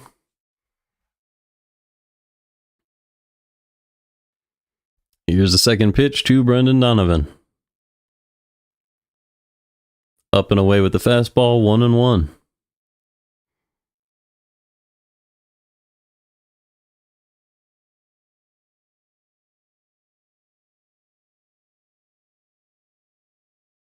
The 1-1 pitch to Donovan. Inside, pulled, but an easy play at second. And that's the first out of the 8th. Nice play there by Garcia. And that's another out recorded by Henry. So on 12 pitches, he's already recorded 4 outs. And that'll bring up Arenado.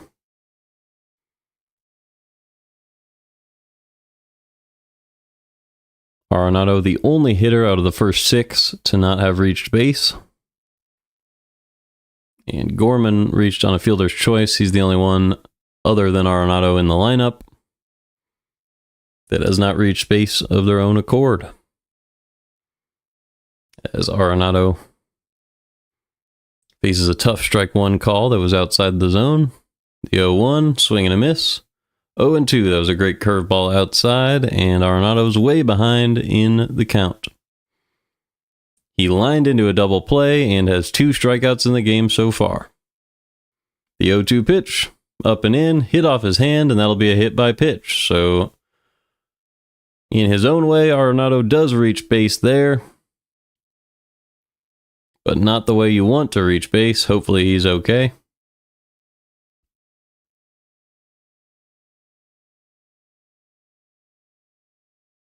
Did not hit off the knob of the bat. Definitely hit his hand. And he'll get the hit by pitch. Wouldn't necessarily need him to stay in the game. This will probably be his last plate appearance regardless. So if you wanted to go to a backup third base option, that would make a lot of sense. If his hand is not doing too well, we'll see. He's taken off all his batting gear. We'll see if he runs at first base or if he'll be done for today.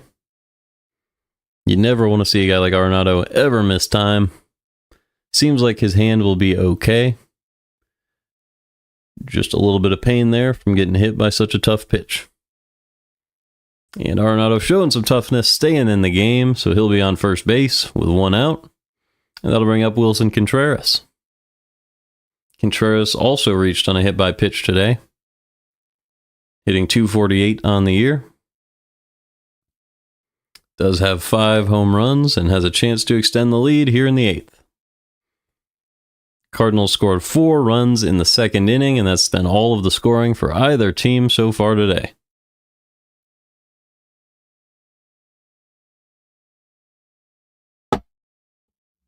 First pitch to Contreras was a fastball outside, 1-0.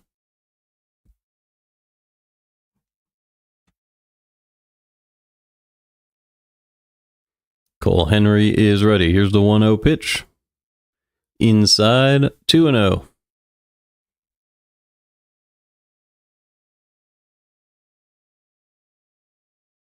Right side of the infield is wide open. They're holding Arenado on at first. Here's the 2-0 pitch. Missed low and away. 3-0 on Contreras.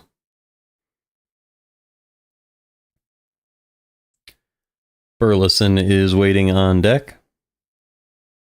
He has been great today. Here's the 3-0. In there for a strike, 3-1.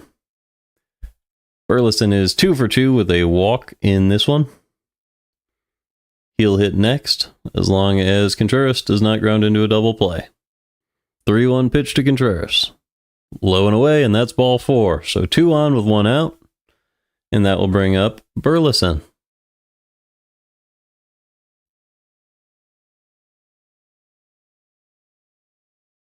Miles Michaelis pitches tomorrow, a game at noon Central, 1 o'clock Eastern.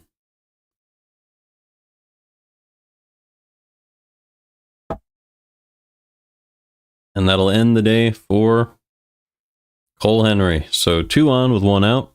He's responsible for both of those runners. It makes sense that they go right-hander and then they go to the lefty to face Burleson Gorman. So let's see who that lefty might be. So if we look at their options, probably Chafin, but he already pitched in this series, so maybe they go to Jose. Is that Ferrer? I'm going to have to look closer. Yep, Ferrer. Let's take a look at some of his stats just in case.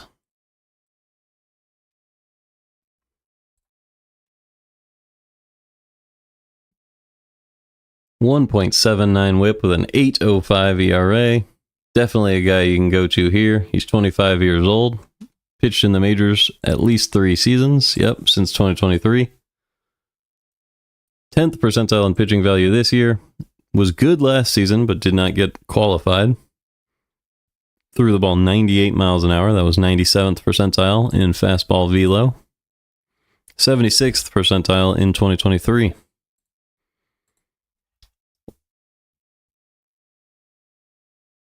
Doesn't get barreled up against a whole lot and has a very good ground ball rate, but just hasn't produced good results so far. Not 100% sure why. I guess people just aren't chasing, but that hasn't produced a whole lot of walks, so you wonder why. I mean, I guess there's not a lot of strikeouts either. Either way, let's see if that's who they went with. Nope, they went with Zach BRZYKCY. Bricky. I don't know how to pronounce this name. This is one of the most crazy names I've ever seen. There's only Y's in it. They're supposed to be vowels. Either way, his first name is Zach. We'll go with Zach. Zach pitching to Burleson. Right down the middle, fouled back, 0-1. I'm going to go with Bricky. I'm just going to call it Bricky, even though it's probably not how it's pronounced.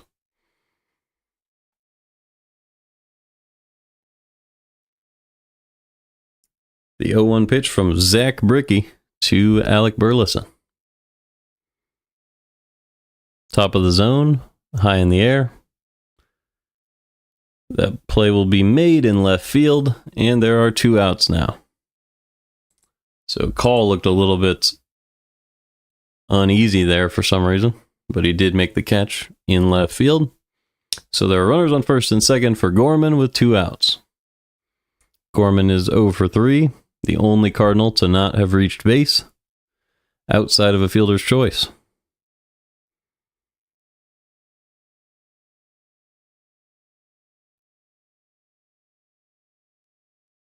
First pitch from Bricky to Gorman. Above the zone, gets called a strike. Gorman is not happy about that. 0-1.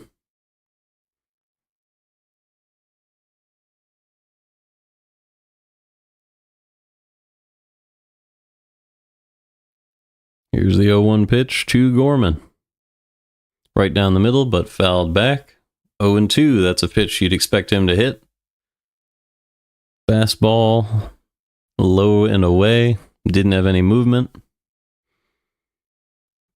Pretty much over the middle of the plate, like just a little bit low and away. He used to absolutely crush that pitch. Hopefully he can find it again. Here's the 0-2. Top of the zone, still fouled back. Still 0-2 on Gorman. Has 2 fielder's choices today. Also has a pop out, but was able to come around and score after one of those grounded into fielder's choices. After Pajes, Scott, and Nootbaar drove him in. Here is the 0-2.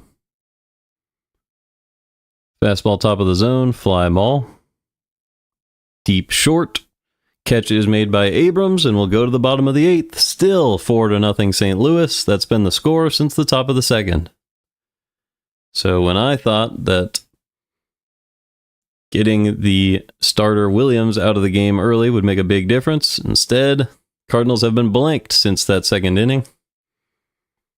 But they still hold a 4-run lead with just 2 innings remaining for the Nationals. Pallante will go back out there. Try to get through an 8th inning of work. He's thrown 87 pitches. It'll be the bottom 3 in the Nationals order: Tania, Young, and Cruz.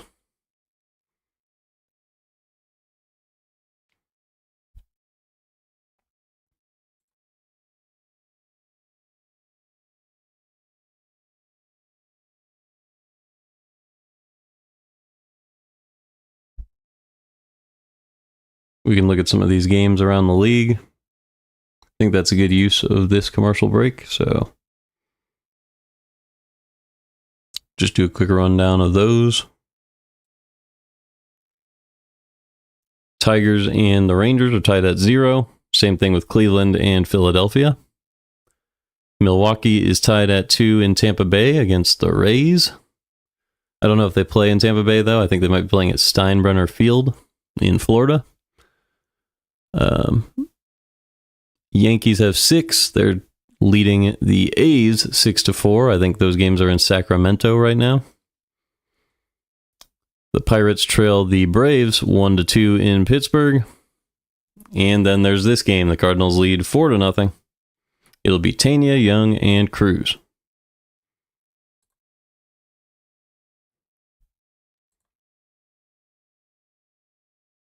How long has Cruz been in the league? Just the 2 seasons. About this many plate appearances last year, and he's trying to play a full year this year, but hasn't been great.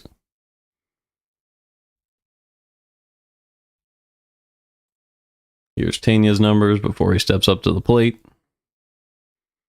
This is what he did last season.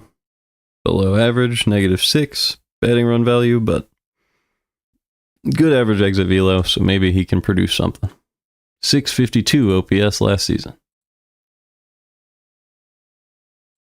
All right, well, let's go back. First pitch to Tania was a ground ball to the right field side, but off the glove of Gorman for a single. So that's unfortunate from Gorman. You usually expect him to make that play. Gorman a little disappointed in himself, and they get a ground ball to second base on the next play, and Gorman makes that play. So 1 out in the 8th, and that will bring up Dylan Cruz.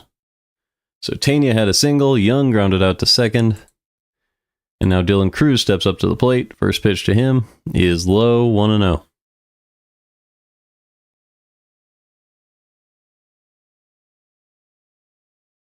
Cruz is 0 for 2 with a 180 batting average, 533 OPS on the year with 4 home runs. The 1-0 pitch.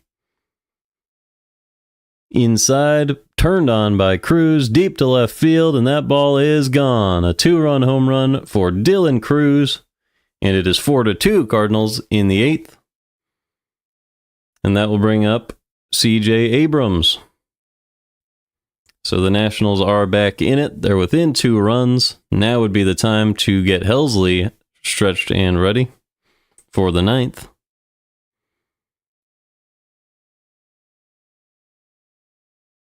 Pallante just left a fastball on the inside part of the plate, and Cruz turned on it, got the barrel to the ball on the inside part of the plate, and there was no doubt about that one. So with 1 out, the base is empty. We'll see if Pallante can settle down. Nope, they're going to take the ball from him, so that'll do it for Pallante today. 2 earned runs in 7 1/3 innings. Pallante was fantastic. Can't really worry about those 2 runs he gave up in the 8th, as the Cardinals were just trying to stretch him further than he could go. So the Cardinals go to the bullpen. With a 2-run lead in the top of the order coming up, you wonder if a good player was getting ready? Like, because it kind of came out of nowhere, but I would expect maybe Maton right here. He's been very good, 67th percentile. Maybe Leahy. Leahy's also been maybe even better so far this year. Yeah, 97th percentile, best breaking pitch in baseball.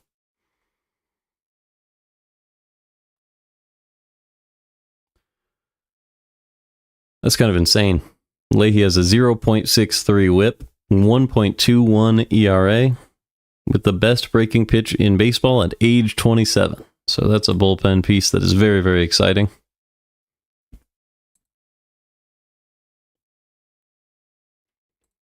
But I don't think Leahy was getting ready. So if I check out the Cardinal bullpen, let's see.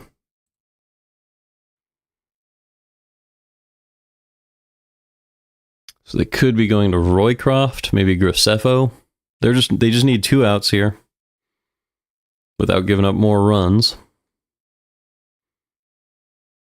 I mean, it's a 2-run lead, so Maton would make so much sense. I would probably go to Maton, but I wouldn't be surprised to see Matz, King, Roycroft, I mean, even Romero, because you do have a lefty-lefty to start off the inning, maybe. Let's see what they're doing. They're doing Romero, so that makes some sense. So Romero's in the game against Abrams. Here we go. First pitch is low, 1-0. So it's lefty-lefty, Abrams against Romero. Romero has not been good this year. 5.73 ERA, 1.55 whip. But you think he can get this out as Abrams fouls one off his foot, 1-1.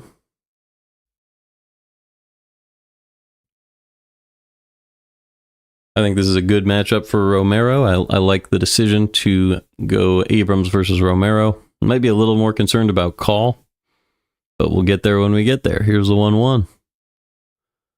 Inside sinker, fouled off, 1-2. It's a great pitch from Romero. They could stay in there and probably get Abrams.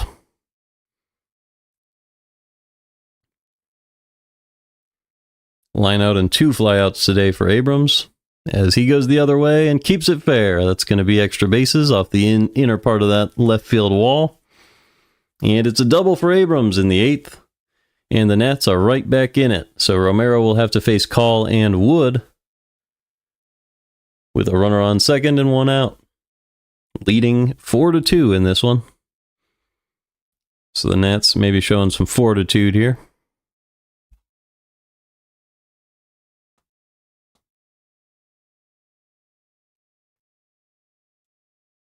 It is 4-2.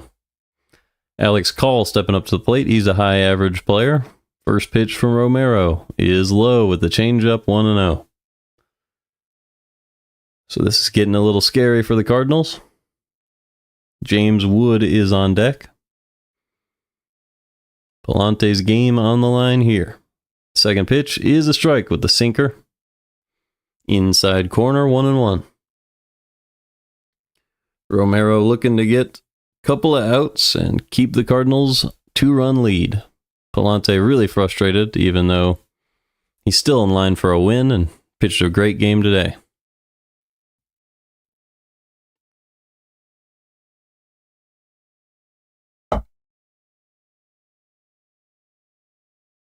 Alex Call has 2 groundouts and a strikeout in this one. Here's the 2-1 pitch. In there with the sinker, 2-2. It was really just one really bad pitch from Pallante against Abrams. Sorry, against Cruz. Other than that, he was fantastic.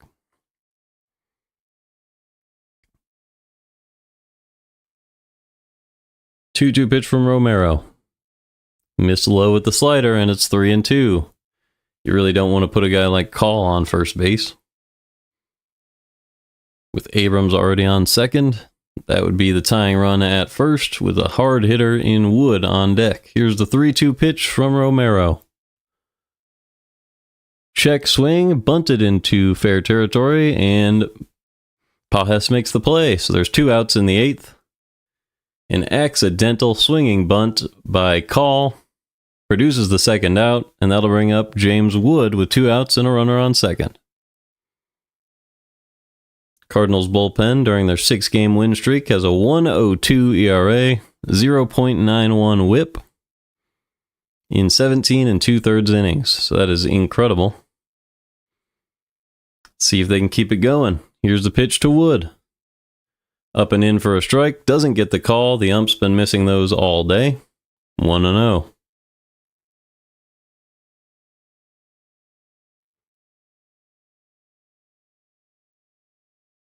The 1-0 pitch from Romero is low and away with the slider, 2-0. Could be pitching around him, but it's Nathaniel Lowe on deck. He's no slouch. Wood has an 890 OPS against lefties, over 900 against righties. So, not much worse against lefties, and Romero is down 3-0 in the count now. I see no reason to throw this 4th pitch. I would just put him on first and move on.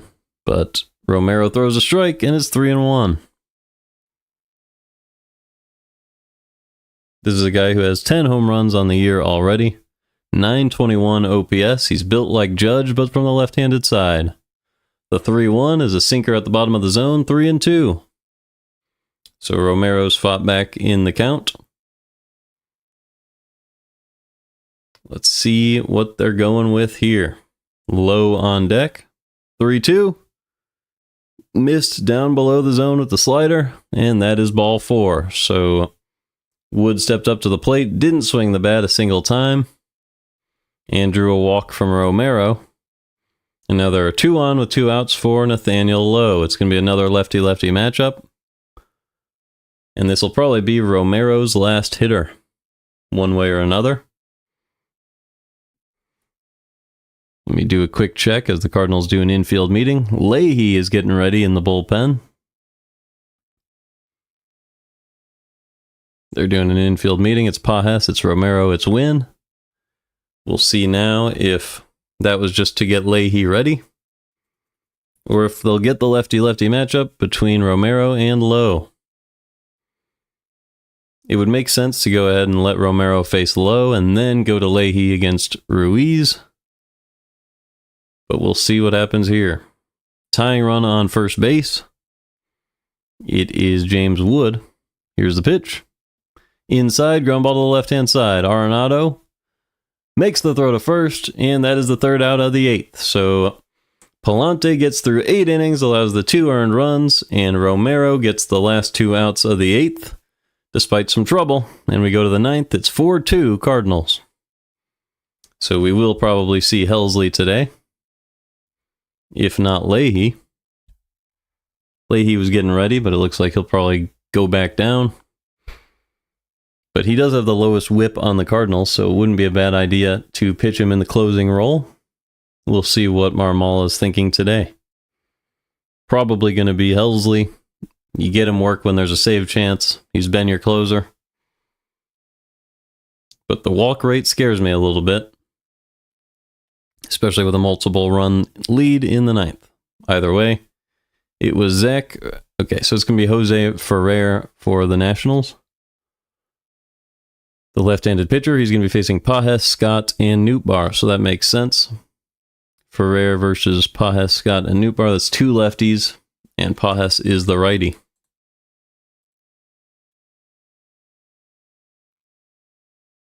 So maybe a quick look at lefty-lefty Victor Scott. Actually, let's go here.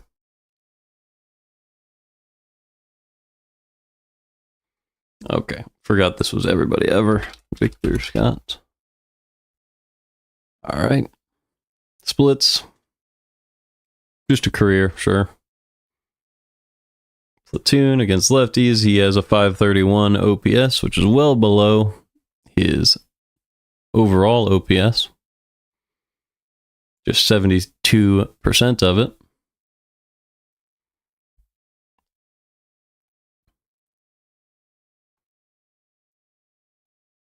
And this season, lefty-lefty against Scott. He's at a 553 OPS. So that's an even more dramatic shift. 45 OPS compared to his OPS against righties. And then against the league, his OPS against righties is 136, and against lefties is 65. So, not great. You might want to pinch hit for Scott if you can. But it's worth just keeping the defense in center field, probably. First pitch to Pages. Inside, ball 1. So because they don't have Ciani on the roster anymore, you might as well just keep Scott in the game for the defense and maybe have him bunt in that second spot of this inning as Ferrer misses way outside 2-0.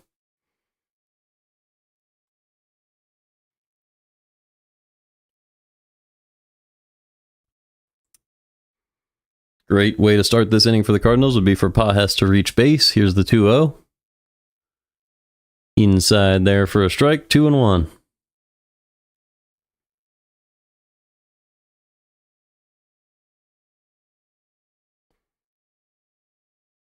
2-1 pitch from Ferrer to Pajes. Outside corner, fouled off with the sinker, 2-2.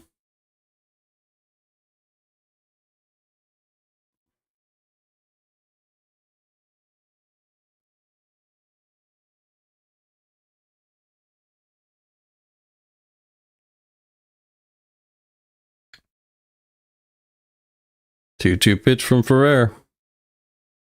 Inside, ball 3. It's 3-2 on Pajes.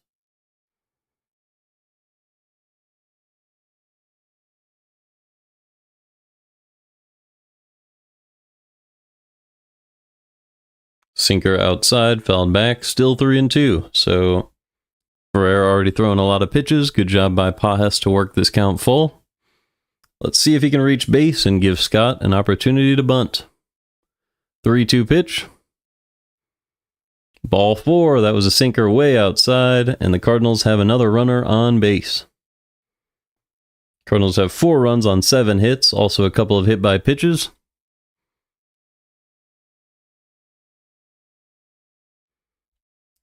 And a couple of walks, so well over 10 base runners in the game for just 4 runs. Maybe Victor Scott can advance the runner here and give the Cardinals a bigger lead. Here's the pitch. In there for a strike with the sinker, 0-1.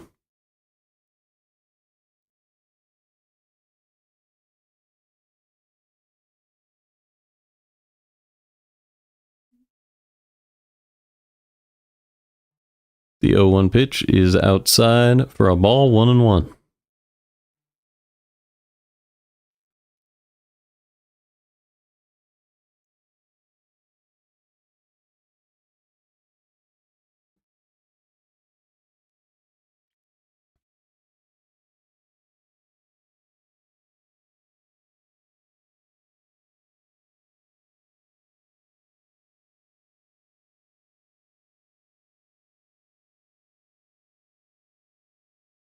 The 1-1 to Scott.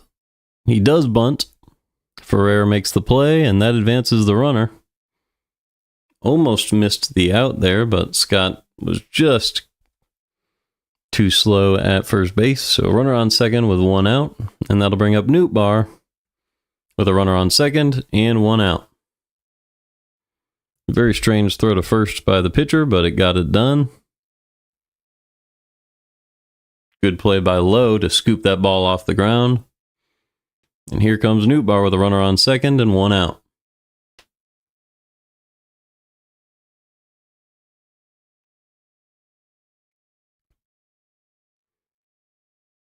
Nootbaar is 1 for 4 with a 2-run double back in the second inning. He's a much better lefty-lefty hitter than Scott, as Ferrer misses outside with a sinker, 1-0. Nootbaar also has a very good walk rate so far this year. The infield is playing him to pull, but I don't think there's anything he can do about that. He's just got to swing hard. Here's the 1-0 pitch. Sinker right down the middle for a strike, 1-1. It is Pajes on second. Nootbaar at the plate, Mason Wynn on deck. Cardinals lead this game 4-2 with a runner on second. Here's the pitch. Bottom of the zone changeup. Fly ball to center field. Young is there and makes the grab. 2 outs. And that'll bring up Mason Wynn. So Nootbaar will likely finish the day 1 for 5, but he had 1 big swing, and it's the difference in the game so far. 2-run double to give the Cardinals their 3rd and 4th runs, and they lead by 2 in the 9th.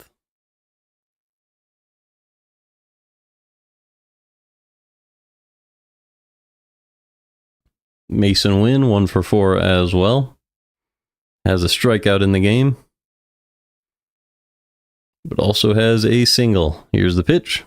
Inside, 1-0. Wynn hitting .263 on the year. So that aligns very well with his 1 for 4 on the day.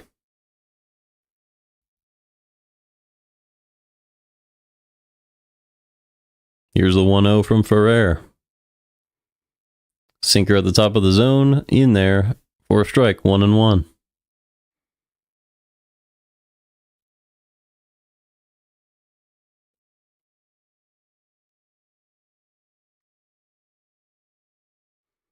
The 1-1 pitch with 2 outs is a strike. A changeup up and away, perfectly placed. And Mason Wynn is down to his last strike in the 9th.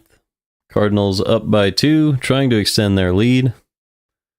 I imagine either Ryan Helsley or Kyle Leahy is getting ready in the Cardinal pen. Probably Helsley, as it's a save situation. Here's the 1-2. Inside with the sinker, 2-2.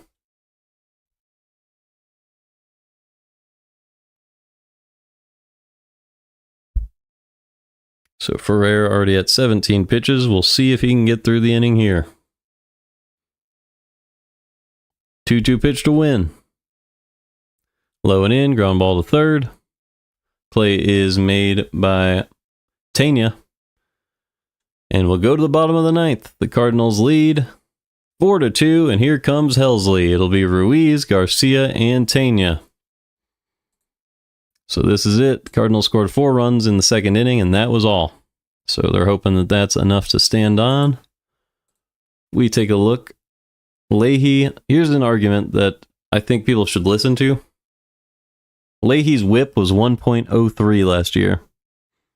And his whip this year is 0.63. If you're up by like 3 runs, I don't think it's better to play Helsley. Because Leahy's walk rate is 8.8%. Helsley's is way higher. It's 13.8%. And his whip is at 1.54. Like, he's obviously a strikeout pitcher. We all know that. And he should be the guy to come in to close out a 1-run game, because people aren't going to make contact with him, and usually he'll get 3 outs before he gives up a run.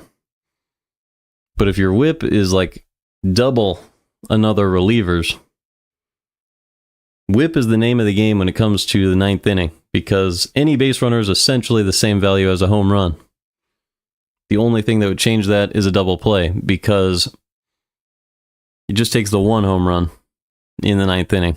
And if you get the 3 outs, the game's over. Doesn't matter if you gave up a walk and then 2 defensive indifferences and then a single versus a solo home run. So that's the difference between the 9th inning and every other inning. So whip is a very big deal.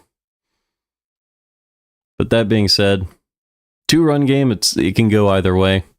Helsley's obviously shown the ability to have a really low whip. Last year he was this good. 88th percentile as a pitcher. 99.6 average fastball velo. Great strikeout rate, but the walk rate, 8.6. That's about where Leahy's is right now. At 8.8. So hopefully Helsley gets it done today. I'm not really arguing that he loses his job, but I am arguing sometimes it's better to pitch Leahy. Today, probably not one of those days, as we have a ground ball to short. Mason Wynn gets the first out. So great job by Helsley to get the first out. Here comes Garcia and Tania. So it'll be Luis Garcia Jr. with 1 out and nobody on.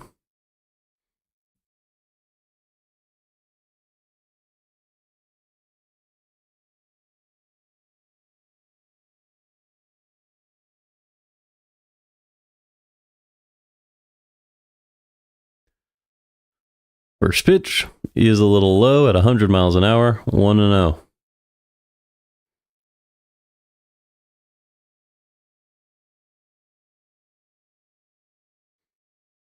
Third pitch from Helsley.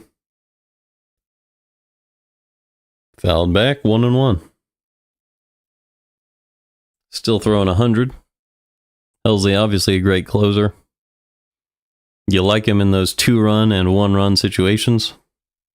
I just think Leahy in the 3-run situations makes more sense, but closers are closers. It is what it is. Slider inside there, swing and a miss, 1-2 on Garcia. Had him thinking it was the fastball. He was way out in front. Awful cut from Garcia. And he's well behind in the count, 1-2. 5th pitch of the inning from Helsley. The 1-2 to Garcia. Swing and a miss on another perfect slider inside, and the Cardinals are 1 out away from another victory. This would be their 7th straight win, and would set them up for another potential sweep tomorrow. Also would put them 2 games over 500.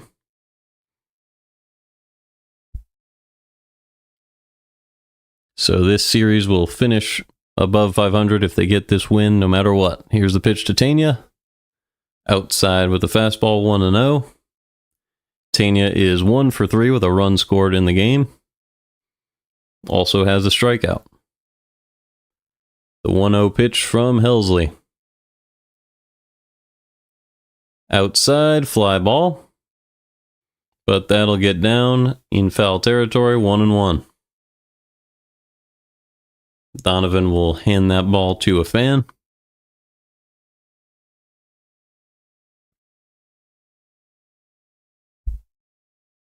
And Helsley will get a new ball. So Tania settles back in.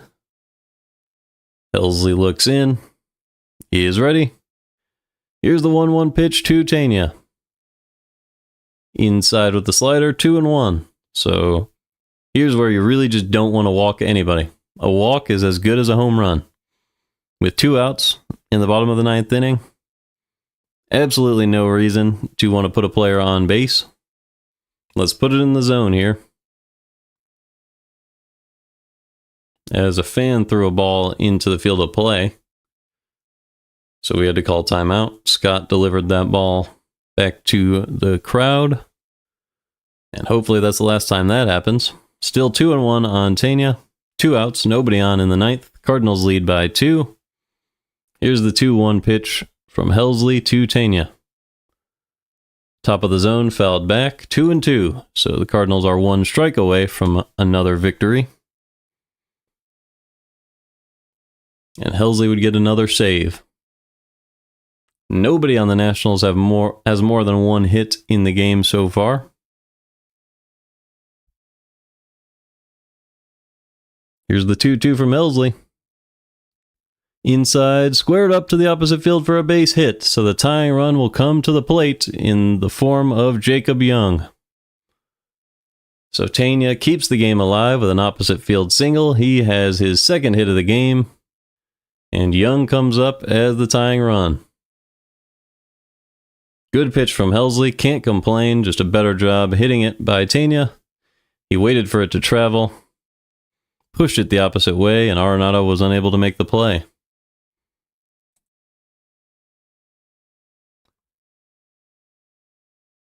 Looks like Gorman came out of the game in favor of Barrero defensively. So that's a little bit interesting. Josh Bell will pinch hit for Jacob Young, I'm sorry. And that makes a lot of sense because he's a power hitter. He could tie the game with 1 swing of the bat. And that's the situation we're in right now. So this is one of those situations where you want your best guy out there, and that is Ryan Helsley. You got the speed. You can blow it by him. Let's see what happens. First pitch in the dirt, 1-0. That one came in at 102, so Helsley really rearing back, trying to finish this game off. He's at 11 pitches on the inning. 1 man on, 2 men out. Bell is 1 for 3 in his career against Helsley. Here's the 1-0. Swing and a miss on a fastball outside, 1-1.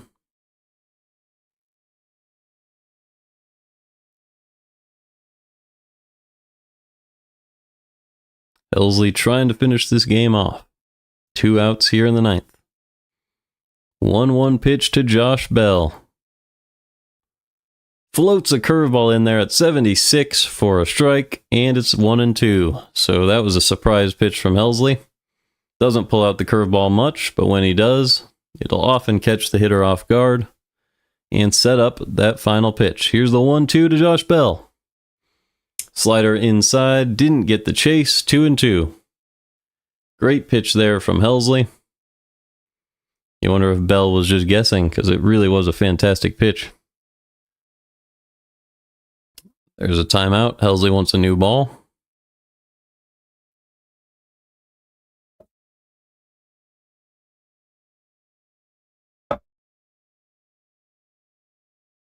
Tanya on first.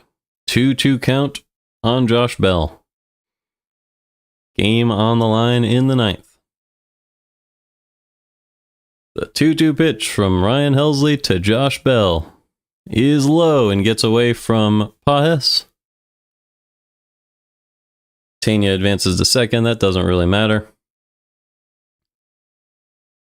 And it's 3-2. So, very, very big pitch here from Helsley. You can't walk Bell regardless.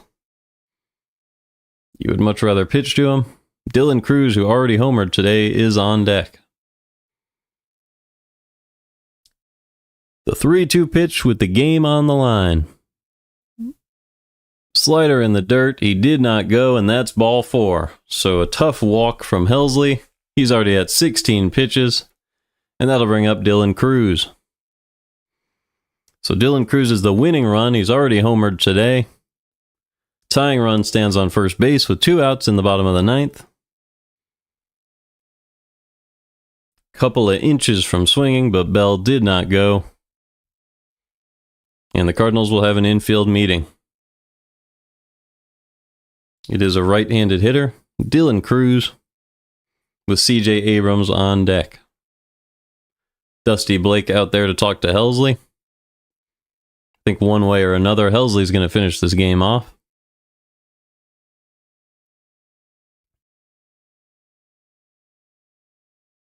Although I wouldn't mind seeing Leahy come in at some point.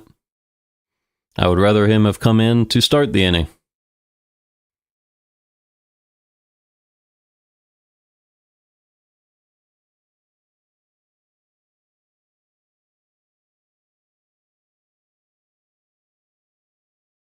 Either way, Helsley's done a pretty good job. Just a couple of really good at-bats from Tanya and from Bell. They're going to pinch run Nunez at first base.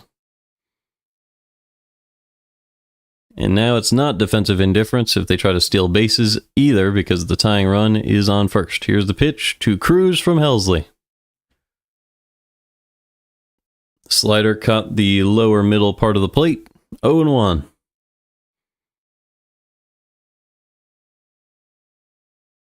Cardinals and the Nationals are both 3 for 11 today with 2 outs.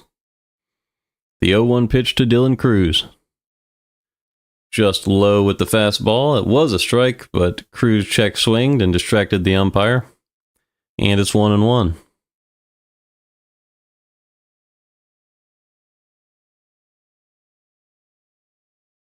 The 1-1 pitch. Missed low with the slider, 2-1. So Helsley pitching around Cruz a little bit. I would rather see him just go up and in. But you can't really miss middle in against Cruz, so I'm not sure exactly what you do. Maybe you go a little outside. Here's the 2-1. They do go up and in, but he missed way inside, and it's 3-1 on Cruz. The Nats crowd is loving it as the runners advance to second and third. So that's a double steal for the Nationals. That's a very big deal. Tying run in scoring position now.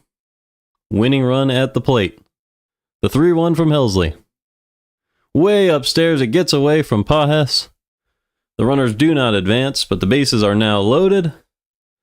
And here comes C.J. Abrams. So this is where Helsley just missed by a mile. I would probably just bring in your lowest whip pitcher. And that is Kyle Leahy. And try to get out of this now. But you don't want to take that away from a closer, so you might just see Helsley versus Abrams. He's already thrown 21 pitches, so maybe you could use that to justify it.